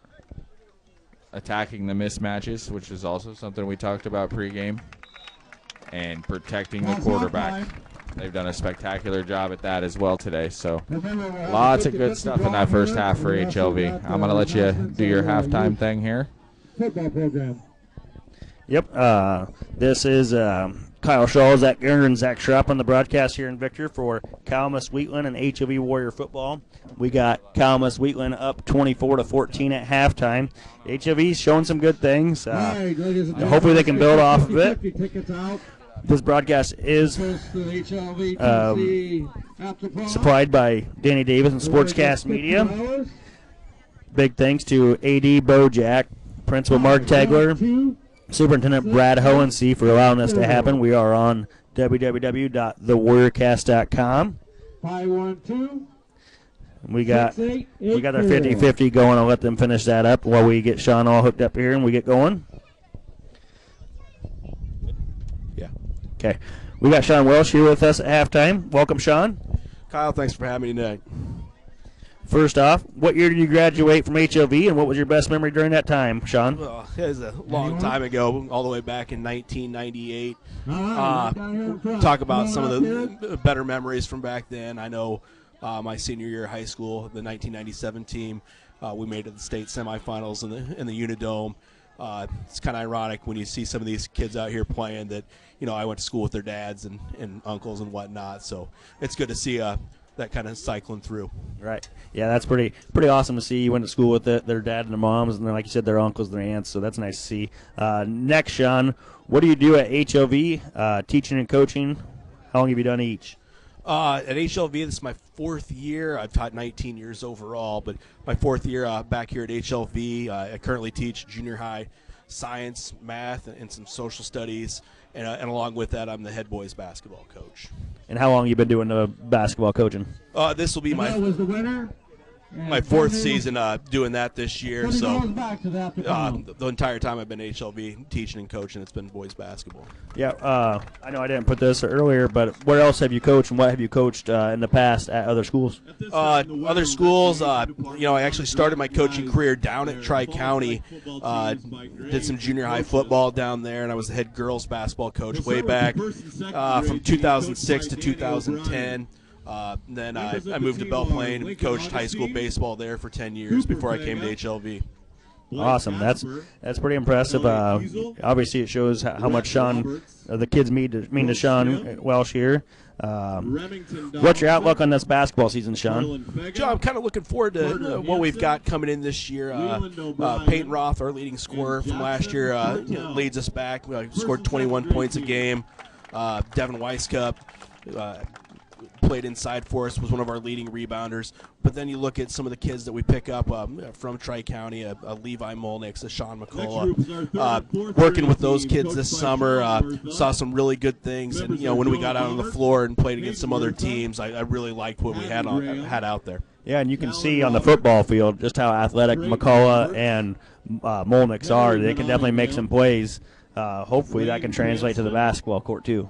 Yeah, I mean, that was the biggest thing that I took out of what we did this summer is just getting those guys together and playing. It's it's not like we practiced or anything. We just got out and we played. And more weeks we played in a summer league over at BGM. And as the weeks went on and we started to mesh together, and just you could see how things could really look promising this upcoming season. For sure, that's awesome. What do you think of the merge with HLV and Tri-County, and how do you think it'll help you? Well, you kind of led into a little bit on the basketball season, but I absolutely love it. For both schools, last year. We didn't have much depth at all compared to what we did the year before. We finished 500 last year. We didn't have that depth, and not only does it give us, I don't want to say more quality of players, but it does. But it'll help us in the practice every day, right? Because you're getting that quality of players going against each other every day, as opposed to. Do we have enough guys to go 5-on-5? So I'm really looking forward to the competitive nature we can get in practice to help us get better throughout the season. For sure, and I know that you've been your opponents in the past, but you can obviously build off that because you had to scout those guys, you had to play against those guys. You know who the focal points were, so they will help take some pressure off of Peyton with having 21 points a game last year, and maybe be able to distribute the ball a little bit more to these other guys. Yeah, absolutely, Kyle. And we talked about just sometimes, you don't have to be the guy. Just fill a role. And what I saw this summer is some of those guys were really willing to take that role of just being the role player and playing off of Peyton, and like you said, making his job a lot easier. Right, and I know during golf season, I think Levi and Peyton started building the bond already, so that helped out going into the off season, and now into this school season. I'm sure they still talk to each other. I know Peyton's not out for football, but I'm sure they still talk to each other and they still hang out when they can. Right, absolutely. And again, just whenever we'd have open gym during the summer, those guys were calling each other, making sure, are you coming today? Are we going to be there? And they'd be in there, a couple days a week, and we'd get some good 5-on-5 games going, and just having that friendship, that communication with one another, makes my job a lot easier. That they were willing to set things up and get better. So with that basketball, who's your assistant or assistants? I don't know if you got any from Tri-County or not, and how long have they been with you? My top assistant is Austin Roberts. This will be his 4th year with me. Austin's really grown up, coming through the program, being a young coach. He stepped in, does a lot of good things. A couple years ago, had to actually coach a couple of games for me. All about that. Yeah, I was also the varsity girls basketball coach, so I stepped in as assistant for Austin. Had no clue what the plays were, but I at least knew the kids and could help out a little bit. And I know Sean's coaching style, so I helped out quite a bit. So yeah, Austin's been with me for 4 years, and again, he's been able to take on more responsibility each year. From Tri-County, Dylan Springer, he's been their head basketball coach the last 5 or 6 years, whatever it's been. So he'll be coming up with us as well. He came with us on Sundays over to BGM, so he's got kind of an idea of what we're looking to do. Right, and that's good because he knows the strengths and weaknesses a little bit better than we do as coaches at HLV. I guess I'm not a coach there anymore, but you are, and Austin is, and their strengths and weaknesses from scouting and stuff, but you're not with him every day like he has been the last 5-6 years. So he's seen him through the junior high ranks all the way up to the high school ranks. So that'll be huge. What else is Austin still? I know last year he had to step in and fill in, do junior high boys basketball too. So is he still doing that with the junior high and JV? I think he still is doing the junior high. So I think we'll have Dylan concentrate a lot of those JV games, especially those nights when Austin's doing a junior high game and has to turn around and get to a varsity game, just as busy as that schedule is. So yeah, he's doing that. So he'll definitely be busy once January comes around. Yep, because like you said, January rolls around. HLV does do a split season, so they do wrestling for the first half of the winter months, and they do basketball for the second half. And Austin's going to see 3 or 4 games a week just in J High. That's not on top of what he's going to see in the JV varsity schedule. Right, and it's nice for me having that third coach, because there were games last year when he had a junior high game where I was going and doing the JV game, then turning around, having to focus on the varsity game. So just having that third coach will definitely help that along with us. For sure. What else was I going to say there? I was going to say Austin, he's also, what else does he do for the school? He's assistant AD and then like a teacher, teacher's aide. Yeah, he watches, covers the Kirkwood classes for us. He supervises those kids. Like you said, helps out, assistant athletic director, helps coach girls track as well. So, he keeps pretty busy and does a lot of the things that Bo, with Bo being as busy as he is, he's definitely able to help out with that, which is really helps all programs here at the school. For sure, yeah. Bo wears a lot of hats around the school, so any person that can help take a little bit off his load is nice. Lastly, Sean, what are your goals this year on the court? Obviously we're looking to improve from last year. Last year was like I said a little bit earlier, a rebuilding year for us. The year before we finished 500, but we'd graduated 5 of our top 7 guys. So last year was more of a rebuilding year for us. I'm really looking forward to having a good season. Like we talked about, this mix of the HLV and the Tri-County kids. I don't really look at it as HLV kids, Tri-County kids. Consider them all our kids. Right. And again, really looking forward to that. just seeing what we can do and how competitive we can be, especially against some of these teams that maybe we haven't been as competitive with in previous seasons. Right. Yeah, it's hard when you say the HLV Tri-County kids because they don't technically go to school here, but they're still part of your community now, and it's good to look forward to with them around for hopefully a few years. I know Laurel said last year it's a 2-year contract right now, but hopefully we can build on that and build a good partnership with them. Yeah, I mean, like you said, initially it's set up that way, but I think it's just meant to keep rolling over as long as both schools are doing it. And everything I've seen and heard, it's been going pretty well so far. And like I said, they're not our kids and their kids. I mean, I consider everybody our kids. Right. I can't wait to get to work come November and start working with everybody. Perfect. Sean, thank you very much for your time and for all you do for the Warrior students and athletes. We wish you nothing but the best here from the Warrior Cast. Sean Welsh, teacher, coach, and alumni at HLV. Hey, thanks a lot, Kyle. I'm going to take a break here. We got 4.5 minutes left in the half, and then Zach and I will be back on the broadcast to run down some of the first half and stats there in the onset to the second half.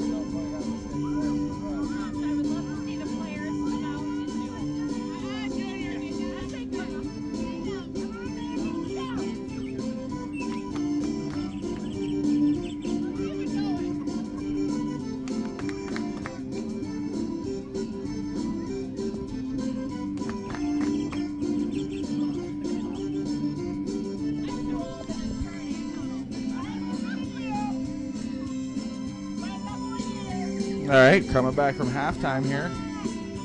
Got about 3 minutes till we kick off the second half. go over a little bit of the stats from the first half here.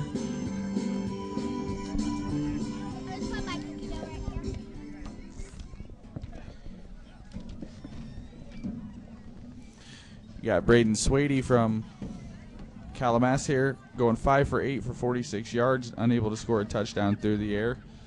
But he also added 6 carries for 40 yards. And you got Brady Koch going 13 carries for 90 yards and 2 touchdowns. And Logan Reedazel, 4 carries, 8 yards and a touchdown for Calamus Wheatland. So they've had success on the ground and been limited in the air. The real story today, though, as Kyle comes back and joins us here, fresh off his bathroom break, is the passing attack of the HLV Warriors. We got Keegan Gorsh going 7 for 10 for 130 yards and 2 touchdowns. And Kale Weisskop's 1 for 1 for 6 yards in the most crucial offensive play of the first half for the Warriors, completing a miraculous 4th down and short.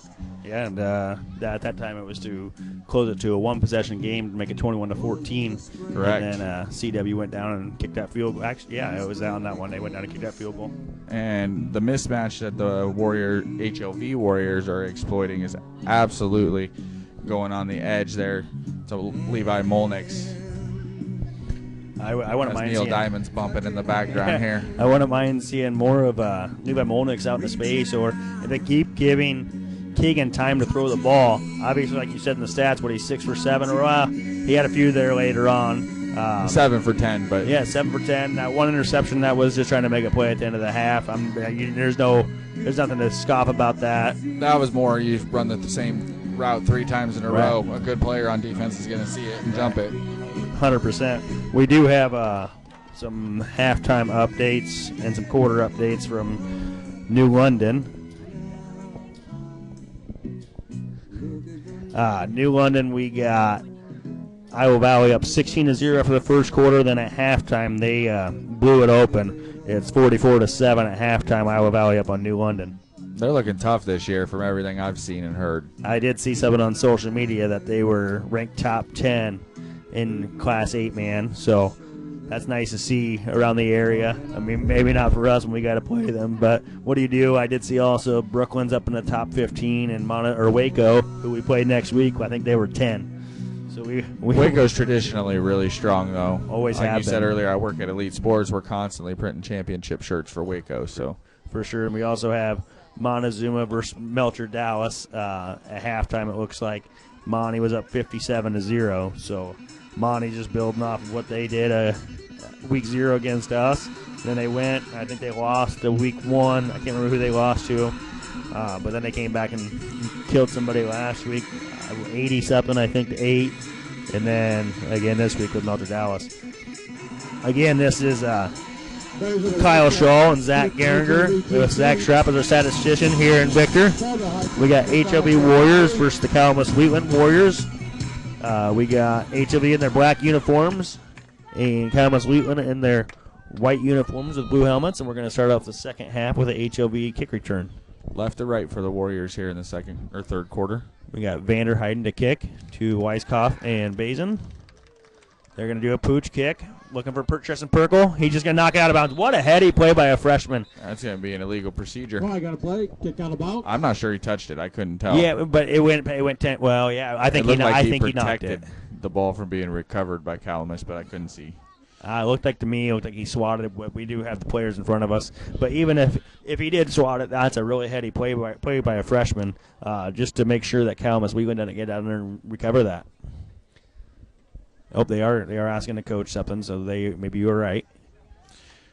Just a reminder that this entire broadcast is brought to you free by Stoll Construction, proud to support the area Warriors both on the field and in the classroom, and also by Tim Electric, who looks forward to an electric season for the Warriors.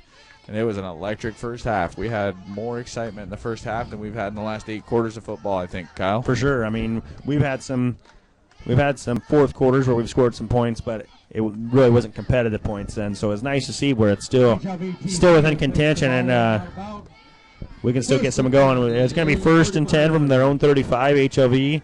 We got Bazin in the backfield of Gorsh, it looks like. No, it's Weiskopf in the backfield. He does get an inside zone. Makes 2 guys miss. Makes 3 guys miss. The referee just might have stopped that play right there. He got 9 yards, though.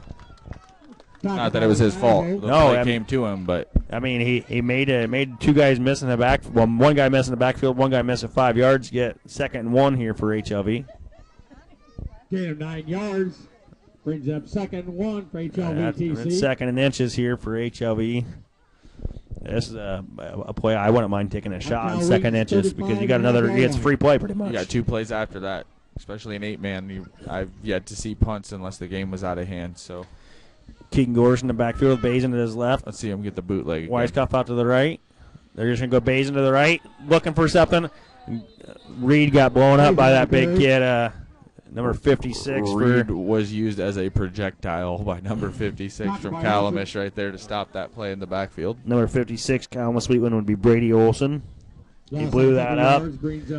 That's why I said it would be nice to take a shot there on 2nd inches because now you're back to 3rd and 2, and who knows? You could have had a touchdown there. Still sitting pretty here, though. Keegan's back on the field. I think I noticed a little bit of a limp on him. Keegan in the backfield alone, looking for a quarterback keep to the left. He's going to get swung down. It looks like he's going to have a 1st down. He's right at the line to gain. Hey, yep, that should be a 1st down. 1st and 10, HLV at Calamus Wheatland's 35-yard line. That's the first time we've seen the threat of the run from Keegan this year. Besides that scramble for that 2-point conversion is all, but that was more of a design pass. Run, yep. Keep him off balance doing stuff like that because if he's only in to pass, then they're gonna know. Yeah, they're gonna know it. So you got Keegan in the backfield alone. You got Molnix and Weisskopf out to the right. Actually, Weisskopf. Bazin is in the backfield with Gorsh.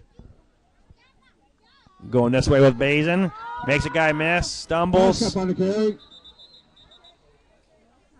Oh, he's down. He got drove into the ground by right on top of his head.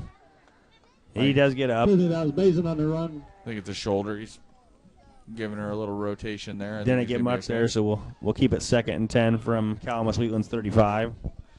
I think it's time to attack with Molnix here. I agree. Molnix has been your playmaker on the edge. I mean, he's got 2 touchdowns. He's got open quite a few times. What do you tell me? He has 4 catches right now. He's basically 4 unguardable catches for 2 tonight. touchdowns. You got Keegan Gorsh in the backfield alone. Molnix, Weisskopf, and Bazin out to the right. Looking that way to the right. Finds Bazin, makes a move. Holds onto the ball. Gets a gain for about 15 or so. But part of that play was the decision. Yep. Made by Gorsh. Molnix took the top off on a post route to the middle of the field. That's who he wanted at first, but he seen that the top was coming with him, so he threw it underneath. And Bazin got it for 10 and then gained 5 more after the catch. Well, we haven't talked a lot about it, but Bazin in the open field is a handful for these opposing defenses. For sure.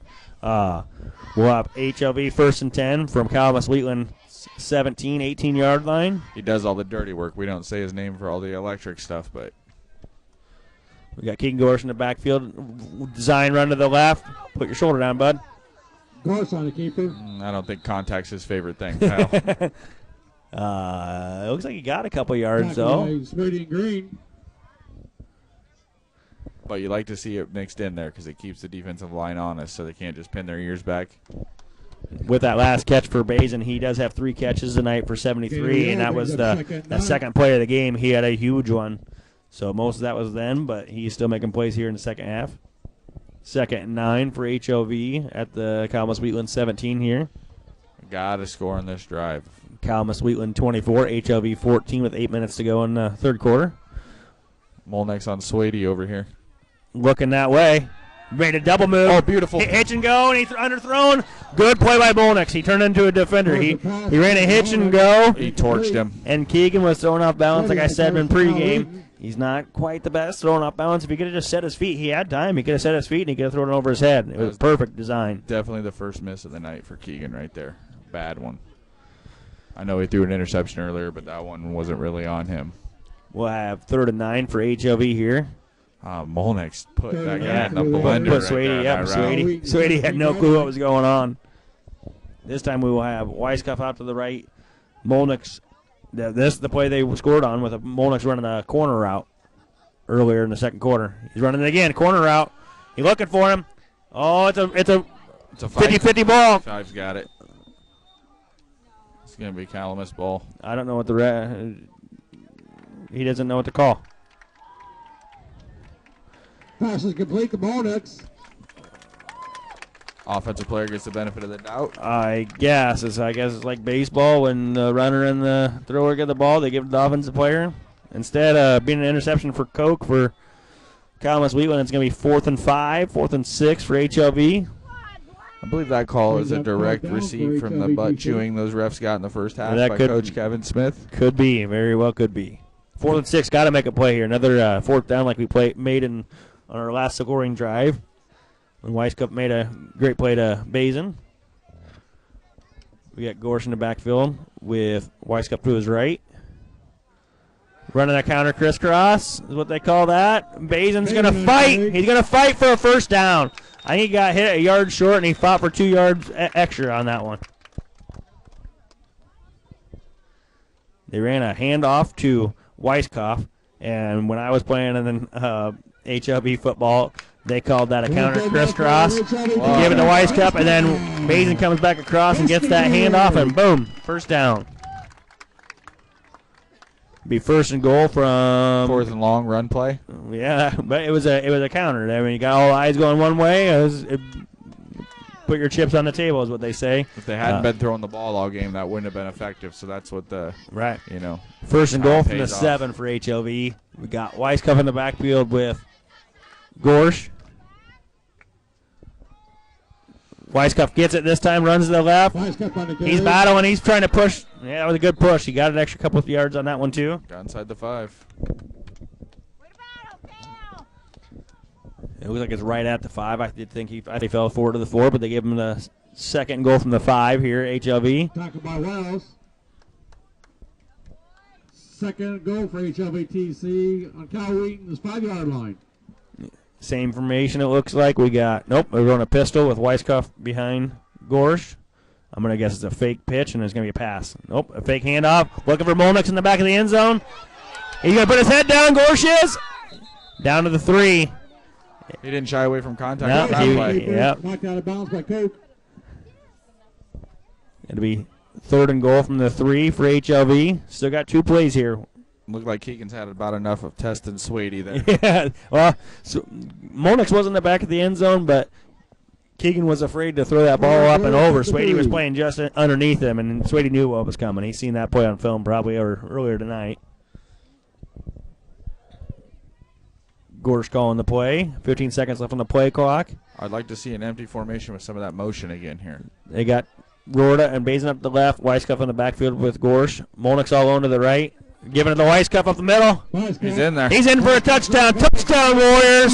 Good. 2nd half opening drive for the Warriors. That was a long one, but they paid it off with a touchdown. And spread them out. Got the defense spread out. Ran a little left-hand inside draw right there for 6. And it looks like it looks like the youth for the HLV is starting to get their bearings a little bit in this 4th game of the year and figure stuff out. They converted on a 4th and long. Had a big throw to Bazin early. Nice to see 1 for 2 here. It's a 24-20 game. Gorsh in the backfield alone. Monix, Bazin, and Weisskopf out to the right, looking that way. Looking back to the left, looking for Bazin, or no Weisskopf, and it was just incomplete. Oh, there's a flag laid on the play over here. Flag on the play. Oh, it looks like Monix sold that. We were just talking about LeBron James on a flop. That looks like he just flopped there and sold that. Just remember this Warriors touchdown drive is brought to you by Primetime Seed, your local Pioneer seed dealer. Talk to Jared Hirschberg for your Pioneer seed needs. Jared Hirschberg respects LeBron James. Yeah, we all respect him. We just don't know if he's the GOAT.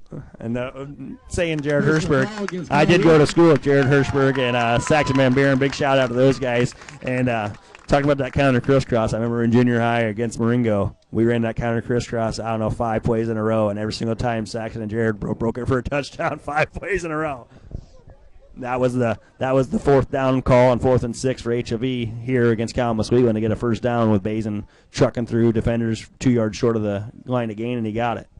Still haven't got any clarification on what this penalty was. That's why we're kind of buying time here. It was an unsportsmanlike penalty, late hit, so it looks like they're going to line up to retry the 2-point conversion. Nope, I was going to say I didn't think so because it was after the play. It should be assessed on the kickoff. Personal foul against Kyle Wheaton.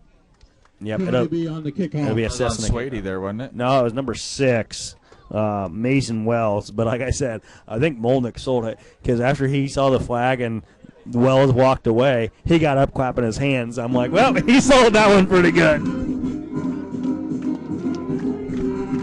Molnick is doing it more ways than one. Not just catching the balls, he's getting penalty yards for us too. Congratulating on the sideline right now for it too. Coach Joe Simmons is like, yep, I didn't teach you that, but that was a heck of a play. Reminder, this is Kyle Shaw with Zach Gallagher and Zach Schropp on the broadcast. We're here in Victor for 8-man football. Calamus Wheatland's up 24-20 on HLV. McCullough's going to kick it from the other 35-yard line after that penalty. Looks like he's going to try to kick it out of the end zone for... Oh, it stops at the 1. Swady picks it up. Basin's trying to track him down. What a play. That ball just died. It looked like he had backspin on it. It's going to... Calamus Wheatland's going to take over 1st and 10 from the 5. These are the breaks that HLV has not been getting all season, and they're starting to get them now. HLV does have a player down. It does look like Basin again. It looks like he's cramping the way one of his teammates is trying to help him out. It's not nearly as hot as it's been, but... when you're playing that hard, you're still going to cramp up. I think he's cramped up at least once a game. While we got a minute here, we'd like to remind you that this broadcast is brought to you free by WH Construction. For all your concrete needs, WH Construction proudly supports all HLV athletics.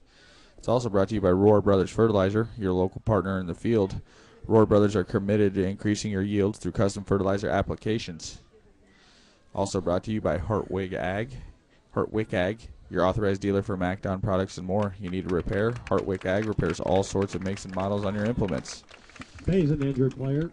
Basin getting up, hobbling off with athletic trainer Ashley Walter from Columbus Memorial Hospital. Again, this is Hope for All Night here in HLV. Big thanks for them to supply the athletic trainers around the Iowa County and help out with all the cancer, helping out with the families that are affected by cancer. 5-yard line. Just bringing awareness to it is helpful any way you look at it. You got Swady under center with Coke behind him. See if HLV can get some penetration like they did at the end of that. Devin Weiskopf he's getting antsy. He didn't play that first quarter defense. He played a heck of a second quarter on defense. I couldn't hear it, but it must have been a hard count there. It'll be 1st and 5 from the 10-yard line of Calamus Wheatland for Calamus Wheatland. Encouragement on the Warriors. 5-yard penalty. But that was a great opening second drive for the HLV Warriors. Hopefully they can get a stop here and build on that. Same thing, you got Swady under center. Definitely a cramp for Hunter Basin down here.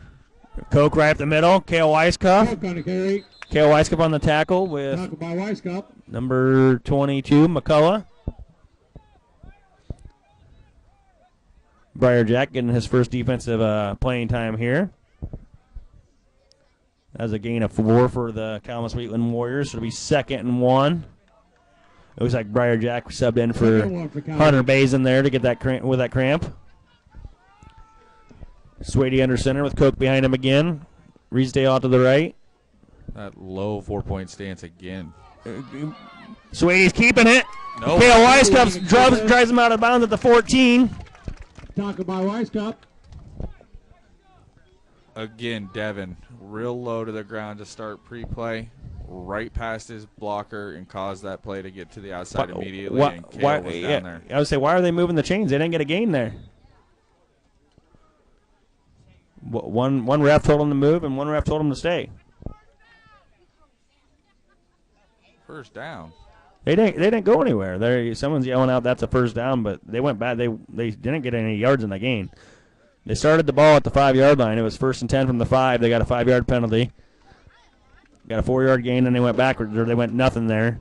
3rd and 1. 3rd and 1 for Cal Wheatland. Swady in the backfield, or under center alone. Coke coming in motion. Looking this way to raise Dazel.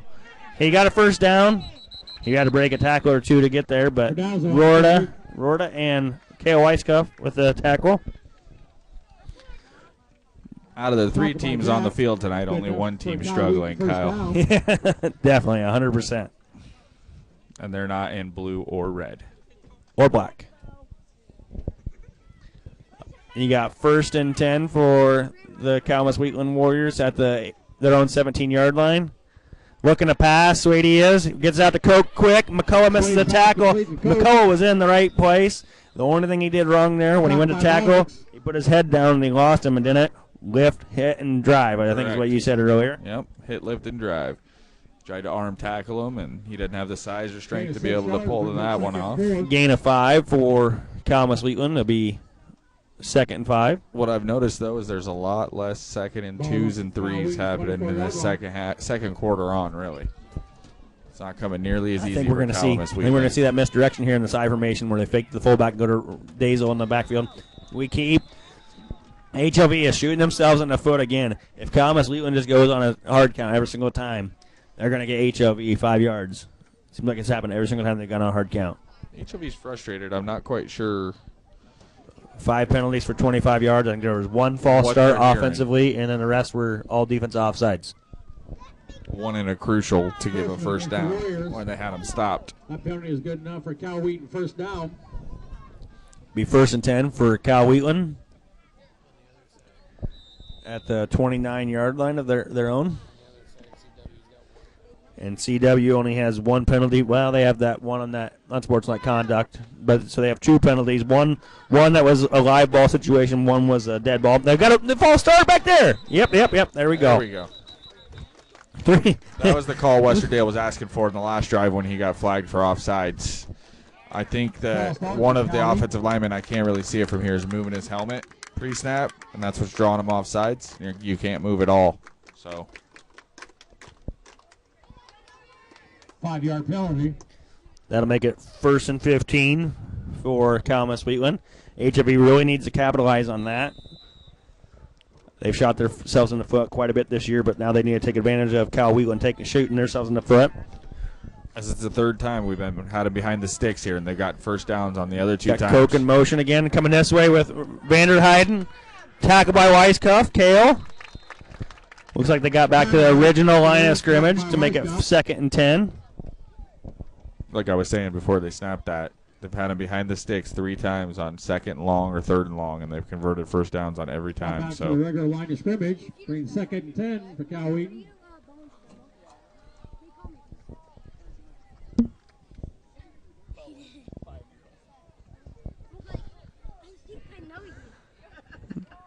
You got Swady in the backfield with Coke behind him. They're looking to pass, looking deep to number 3, it looks like.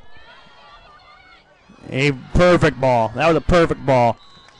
Molnick's made him play there, but Sprague was wide open running down. It looked like another little wheel route for number 3.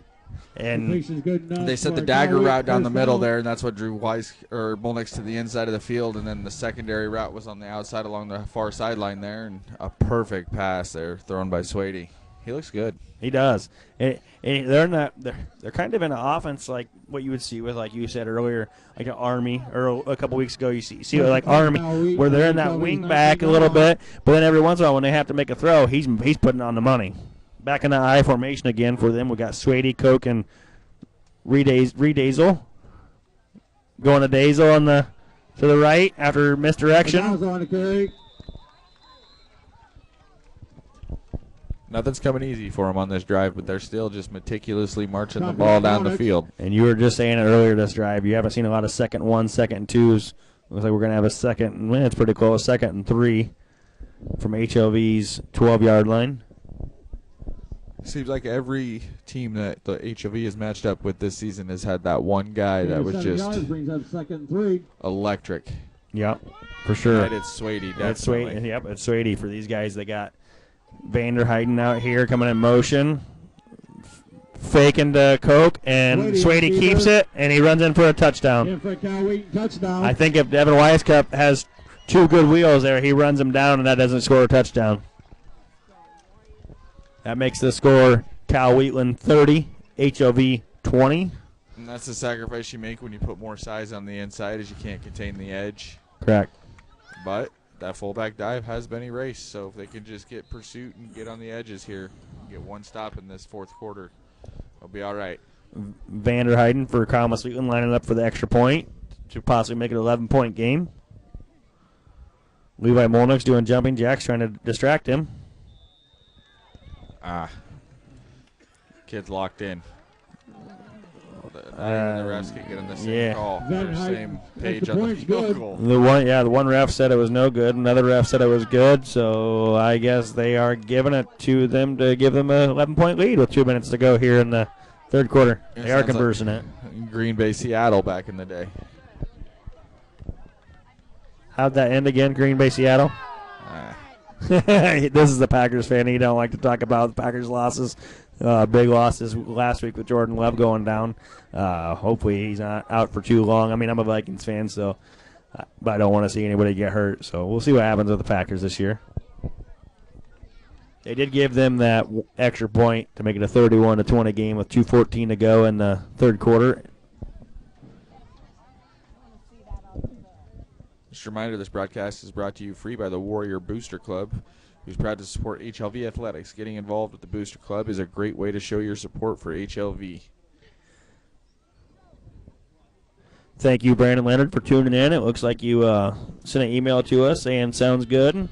Fellas, nice work. I appreciate you. Brandon Leonard's like a little brother to me. Grew up with him. So another HLV alum. Kyle Wheatland kicking it off for Coke. Looking to the right. It looks like they're trying to get it past the second line, and they're trying to recover it. They're putting their speedsters on that side. Brandon Leonard of Brandon Leonard Enterprises. Yeah, BLE Nation sponsors Dallin Murdy, a race car driver, and Brady Hilmer. This is a crucial drive. Update from New London for New London, Iowa Valley. Iowa Valley's up 66-21 after the third quarter. Another District 6 matchup, 8-man. We'll see both those teams later this year. Another illegal procedure on Calamus Wheatland, so HLV will take over at their own 30-yard line, 1st and 10. We got a little bit of spread action out here with Weisskopf and Rohrer out to the right. Nope, sorry, that's Molnick's out to the right. Looking for Bazin in the middle. Finds a hole. Breaking tackles left and right. I saw a face mask in there. I'm not the only one that saw it. I would say there was a flag. Saw it too. Usually he's calling holdings, though, so hopefully he saw what you saw. Personal foul, face mask against Calamus Wheatland. That'll be automatic first down. Luckily, I did not think it was the smartest decision to give up field position to run backwards right there, but he was able to draw a face mask to get it. I think on that one he was trying to step out of the arm tackle, and it swung him backwards, and all the momentum was going that way. And then next thing you know, he gets ripped down by the face mask. Nonetheless, Warriors first down. On an effort play by Hunter Bazin. He's made a lot of good plays tonight through the air and on the ground. Hopefully he stays good without that cramp. 1st and 10 for HLV-TC on Cal Wheatland's 29-yard line. 1st and 10 for HLV Warriors on Calamus Wheatland's 29-yard line. You got Bazin in the backfield again with Gorsh faking it, looking to pass. Got hit while he threw it. Found Kale Weisskopf for a touchdown. Keegan Gorsh, he had that one last bad drive, but he's been on the money this whole game besides that one drive. That was a beautiful throw right there, right to left. And nobody was in the area code with Kale. 25 yards down the field. Well delivered throw. That's what we've been talking about all season, is give the guy some protection and he can throw the ball down the field. He's doing spectacular tonight. And that was that second game of the year when they played Belle Plaine, the first game you were at. He was out, so he was a little rusty when we went to EV, and I think the second half he got a little bit out of that rust, and he's building off of that. But I told you when he was in jeans in Belle Plaine, this kid can throw the ball. For sure, they are going to a wildcat, take Gorsh off the field. They got Kale Weisskopf in the backfield alone. Hunter Bazin coming to the right for 2-point conversion. Kale Weisskopf looking for rim. Weisskopf on the keeper. I think he was in. They gave it to him. 2 points. Gave it to him. A wildcat isolation right up the middle there, right off the right guard, center. Good block. 2 points. I don't know what's going on here. Hold on. The line judge on the right called it a 2-point conversion. That was good, and they're conversing this one too. Well, irregardless, that HLV Warrior touchdown drive was brought to you by Primetime Seed, your local Pioneer Seed dealer. Talk to Jared Hirschberg for your Pioneer Seed needs. I don't know what the refs saw there, but they ruled him short. The line judge that had to look at it ruled him in, and the rest of the other 4 refs said no, he was not. So it makes it still a one-possession game with HLV at 26 and Calamus Wheatland 31. Coach is not pleased with the referee crew today. Keegan Gorsh, 10 for 14 tonight for 178 yards and 3 touchdowns. He did have that 1 interception at the end of the half, but he was just trying to make a play.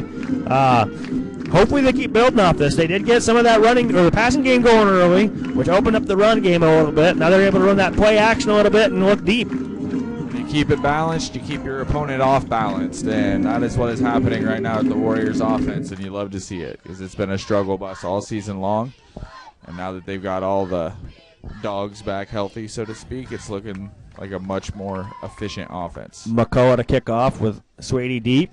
Now it's the defense's turn. Yeah, I would say defense need to make a stop like they did in the second quarter. They need to step up here and get something going. Kicking it to the right. He's going to roll down to the 8-yard line. Swady's going to return it. Knocked out of, I thought he was going to be knocked out of bounds, but he just broke. Ball! HLV on the ball. Otherwise, recovery. Swady's trying to make a big play. He could have went down at the 17-yard line and stepped out of bounds. Reverse field. 22's talking the talk right now. Reverse field. Somebody knocked the ball loose, and Kale Weiss kept Johnny on the spot. Huge play for HLV. McCullough just hit him with the Fortnite dance. I'm not sure if you noticed that or not. Which one was that? Oh, the floss. McCullough with the floss out there. I don't know. I don't know if McCullough's the one that made that, but well, you don't need your defense to make plays when your special teams makes them. For sure. Zach Schrapp wants HLV to keep slinging that ball around and letting Keegan Gorsh just live with what he's doing. He's been on fire all night besides that drive before. They're letting him pass it again. Play action, deep ball. Looking for Bazin. Catches it. He's fighting for yards. Down to the 9-yard line. Just absolute perfect delivery on the throw. Great attacking of the ball by Hunter. It'll be 1st and goal for HLV at the 10-yard line. Keegan Gorsh is just feeling it tonight. That's got to be over 200 yards now. That's pretty close. Bazin has made a lot of good catches. Olnick's a lot of good catches. Kale had a big catch. Got Kale in the backfield with Gorsh here. Kale on the ground, going left, looking for room back to the right. Looks like he gets 2 or 3 yards. I'll tell you what I did not have on my bingo card tonight, and that was 200 yards passing. Yeah, I don't know. I don't know the last time HLV had a 200-yard passer. Maybe Kyler Gorsh, which would have been Keegan's brother. He was a pretty good quarterback. And then if you go back farther than that, you had Dalton Kriegel, who he's actually Keegan's cousin. So it runs in the family. You got 2nd and goal from the 7-yard line here for HLV. Kale Weisskopf in the backfield with Keegan Gorsh. I got Molnick's down at the bottom of the field, or at the right side of the field here without Swady. And he's looking that way. On a curl out. Finds him at the 2. Trying to find more. Down at the 2. It'll be third and goal from the 2. As soon as Swady was off Molnick, all game they've been throwing him the ball. And that was a perfectly ran route again for a nice little curl route for Keegan Gorsh. So I think that's 5 in a row he's had, 3 in a row, something like that. Zach's been saying it since week 1. We're in week 4 now. Or I guess week 3 now, sorry. And he's been saying it all year that Keegan Gorsh, he could be the real deal. Let him have some time. Some motion here with a misdirection run off the left side. You got a pistol formation. Gorsh, pitch out to Weisskopf. Running for the pylon. He's in for touchdown. Warriors touchdown. First lead of the year. All set up by spectacular strip and fumble recovery on special teams by the Warriors, HLV Warriors. To end the third quarter, HLV will take a 32-31 lead, and they will look to go for 2 here. This 2 is crucial because Calamus Wheatland does have a field goal kicker that can make probably a 40-yarder. Make a 40-yarder, yeah. I mean, there's not even been any close outside of the referees on the other end there. Yep. You got pistol formation with Bazin in the backfield with Gorsh. Toss to Bazin out to the right. He's in. He ran him over. Good hard-nosed running by Hunter. He ran that kid over. He had no fear, ran right over Swady, made a statement right there to start the fourth quarter. Pad pop. What a drive by Keegan Gorse. What a response by this HLV Warrior team. And now we need one more stop, though. HLV 34, Calamus Wheatland 31. As we hit the break, just a reminder that Warrior touchdown drive is brought to you by Prime Time Seed, your local Pioneer seed dealer. Talk to Jared Hirschberg for your Pioneer seed needs. If you guys can tell, there's a lot more energy in our voices because it's actually a pretty freaking good ball game going into the fourth quarter here, and it's HLV's first lead of the season. And as we come into the fourth quarter, we're going to go ahead and give you a couple more sponsors here. This broadcast is brought to you free by County Bank, who has 6 locations to serve you in the area, including Sigourney, Hartwick, Deep River, Gibson, Montezuma, and Williamsburg. Your community partner, your community bank. It's also brought to you by Tim Electric, who looks forward to an electric season for the Warriors. The folks at Tim Electric say, let's go Warriors. And this game has been electric, Kyle. 100%. This is what we've been looking to see from the HLV Warriors. You've been talking about it all year. You wanted them to pass, and I said something about that earlier. Get them on the quick stuff early, but they really haven't got anything of the quick stuff. They had one wide receiver screen to Molnix who made a big play, but they've mostly been downfield Lots of throws. bootlegs. Yep. Lots of bootlegs, getting him away from the pressure, giving him a chance to set up, look downfield. He's 6'4". Even though there's 2 6'10" guys on this team, he's going to generally be able to see down the field no matter who he's playing against. Right, and Keegan Gorse has proven me wrong in pregame. I said he needs to set his feet and throw the ball, and he's just delivering the ball on the run, and he's delivering perfect. He just needs to not have the threat of being hit right in his face. Even though he has made a couple good throws, that's a bad kick. Yep, McCullough's kicks out of bounds. It's going to be a legal procedure. Kick goes out of bounds. But bringing it back to the wanting to see more passing, it just made sense to me. 3 less players on the field, more space on the field, get the ball out in the open. Right, this is, like I said, we have a lot more energy in our voices because we are seeing something from HLV. They were down 24-14 starting this half, and they've outscored them in the third quarter 20-7. So that's huge for HLV. Calamus Wheatland's electing HLV to re-kick the ball here. They did take, it looks like they took Swady out of the kick return. It looks like that's Coke. Yeah, Coke, and then number 4. Yeah. I think that was Risedale or Redazel. Warriors definitely don't need to kick it at 31. Kid's got hands of glue. For sure. He's got to stick him on like Franklin did in the replacements. And they're doing a little onside kick. 31 made sure the other kid got on the ball. He's like, I'm making sure you got it. Number 18 for Calamus Wheatland got on that one. While we're making references to football movies, I finally verified who 69 reminds me of on Calamus. Great Khali from the longest yard. We will have Calamus Wheatland 1st and 10 at their own 30-yard line. See if HLV can get another stop here. Swady under center with Coke behind him again, going right up the middle with Coke. HLV's getting penetration now. That fullback dive anymore.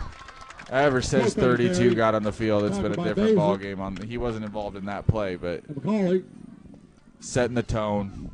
Bazin and McCullough made a good tackle there for a 3-yard gain for Calamus Wheatland at 2nd and 7 from their own 33-yard line.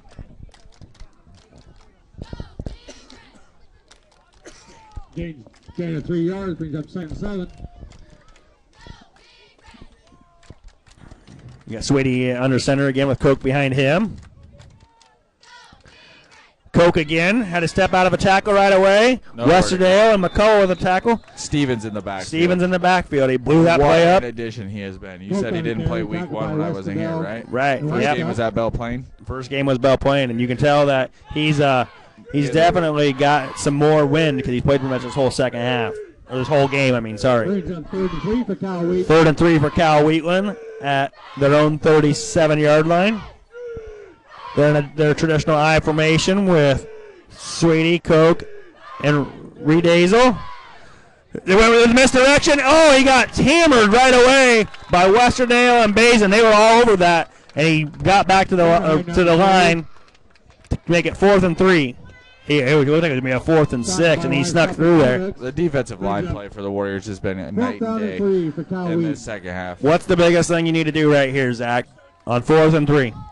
against this team is you need to make sure that this quarterback does not get out in the loose. Hard count. Watch the ball. That's the biggest thing right here. Don't shoot yourself in the foot, Black. You know they're going to go to it, and then like you said, don't let Swady get out in space. That's a 2 hard, 3 hard count, 4 hard count. Good job, HLV. Good job, HLV. Good call, Kyle. Good call. Timeout, Calamus Wheatland. HLV did not jump on 4 fake snaps by Calamus Wheatland. Even with the motion, they stood there. They knew better. That's good coaching. That's a huge timeout being used by Calamus Wheatland, too, because if HLV gets this ball back and goes down and score, they only have 2 timeouts to go. Learning from mistakes. Zach Schrapp says number 5 up the middle is probably Calamus Wheatland's play here. Or I wouldn't be surprised they do that little, they put him in the wing out, and then he comes in motion and he runs that. Instead of going for that 15-yard bomb like you were saying earlier, he goes for a 3-yard, and he catches the ball and he gets just what he needs. I feel a big play coming from the big 2 fellas up front, 50 and 58 and 32, the big 3 fellas. Yep. You got Jay Stevens at 1 DN, Mason Wester at the other DN, and Devin Weisskopf. I was really nervous when I was reading the rosters about the size difference that the Warriors HLV was going to face up front. It was like they went with quickness rather than try to go outpower them. Quick snap to Koch right up the middle. He did get a first down. He ran right through him. Good ball by statistician Zach Schrapp on that one.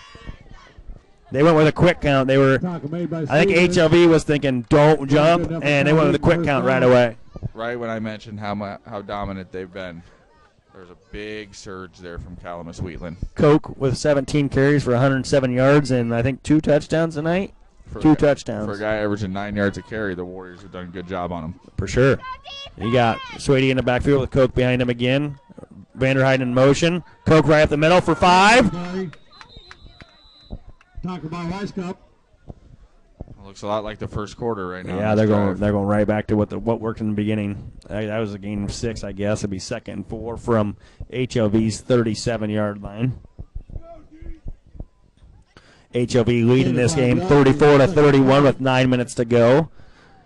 Calamus Wheatland driving after getting a 4th down conversion. Swady in the backfield with Koch. Rise Dazel coming this way. Swady on a fake fullback, and he comes out wide, and he's in for a touchdown.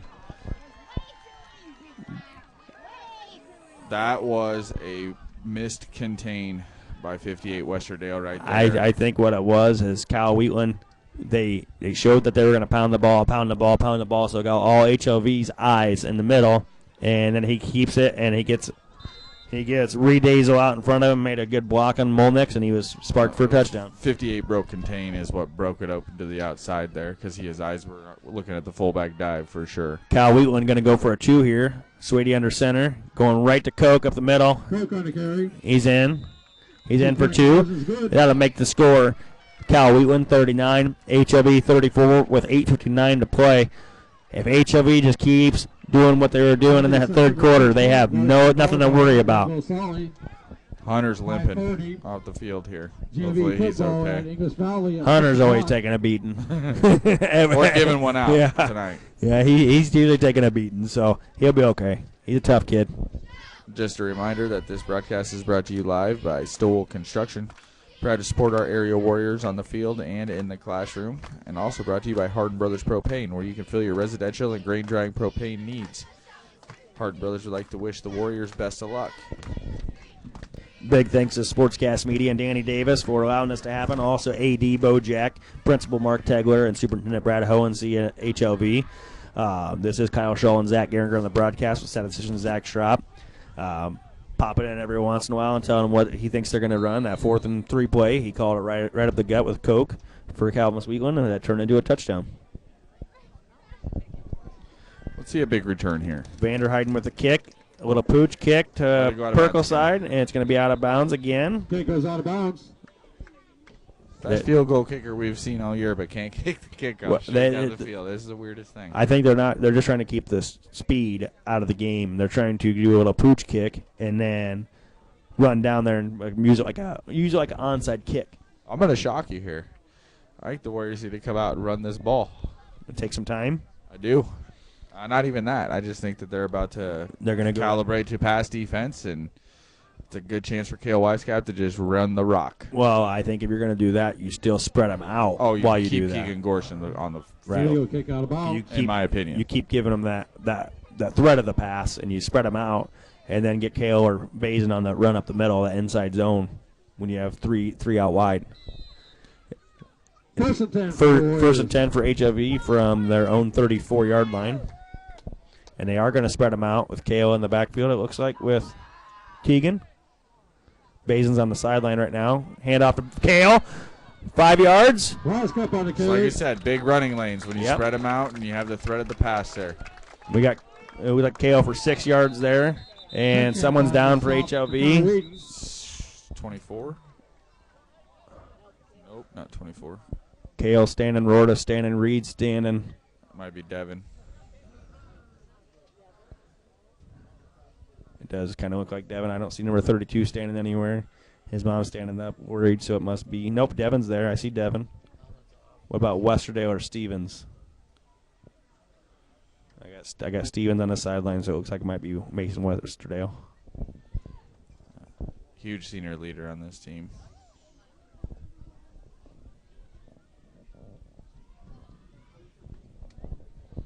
We got a update in Iowa Valley, or I guess it's down in New London. Iowa Valley final 72-21 over New London.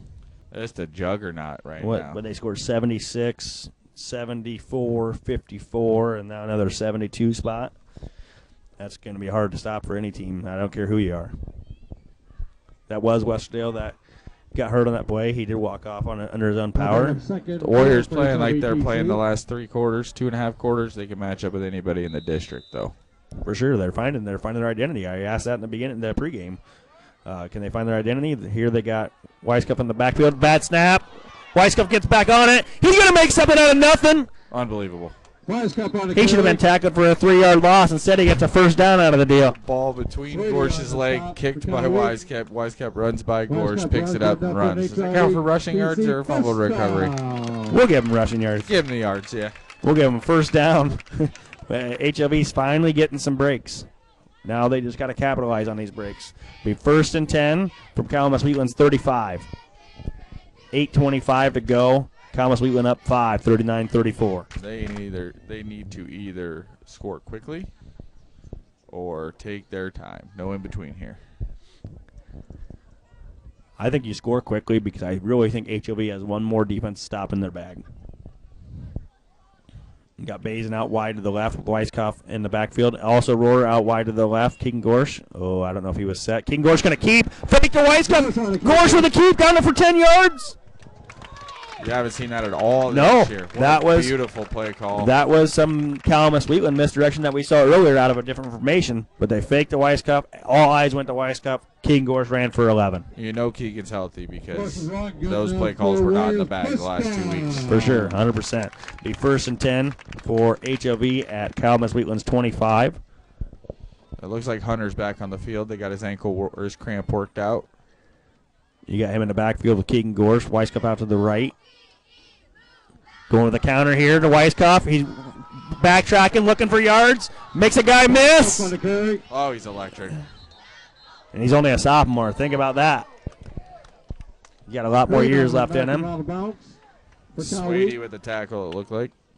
And it looks like we're going to have the ball at the 21-yard line, so that'll be a 3 or 4 yard gain. Should have been no gain. Yeah, he had to go backwards 5 yards before he got out to the edge. Ran that counter again. The counter crisscross. Big shout out to Jared Hirschberg at Saxon Van Buren with that. My classmates. Westerdale looks like he's ready to come back in as soon as the coach tells him to here.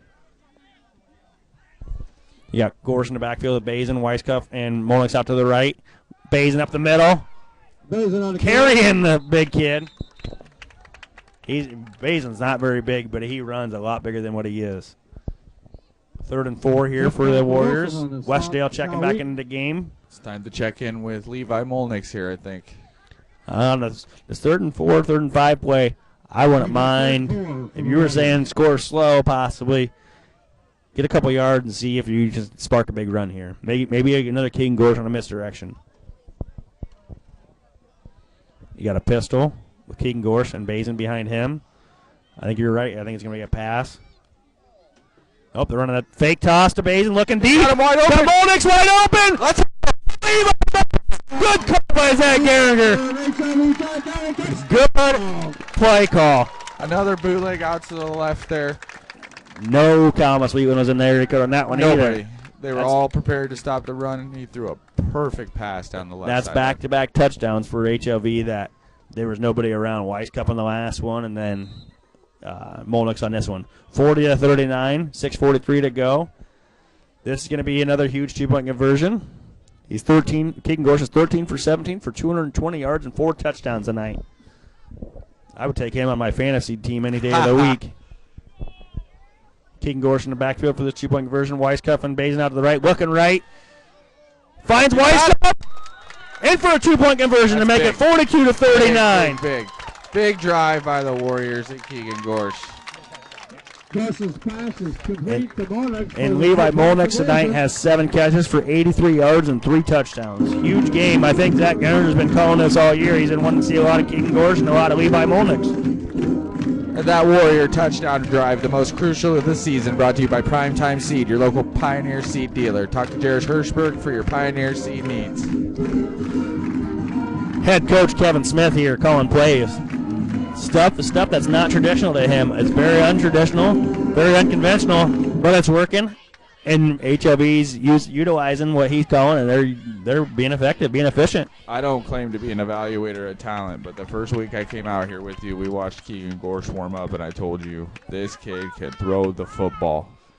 And they're utilizing him perfectly today. They're making sure that he's got a clean pocket, and if the pocket's collapsed, he's getting out and making throws on the run. His receivers are getting open and making the catches, and they're not shooting themselves in the foot. What have we seen? 2 bad snaps today? Well, that one bad snap on that drive saved by Kale Weisskopf for a first down. And that's opposed to like 7 or 8 the first game. So. Correct. McCullough kicks off to the left. Ball is going to go out of bounds.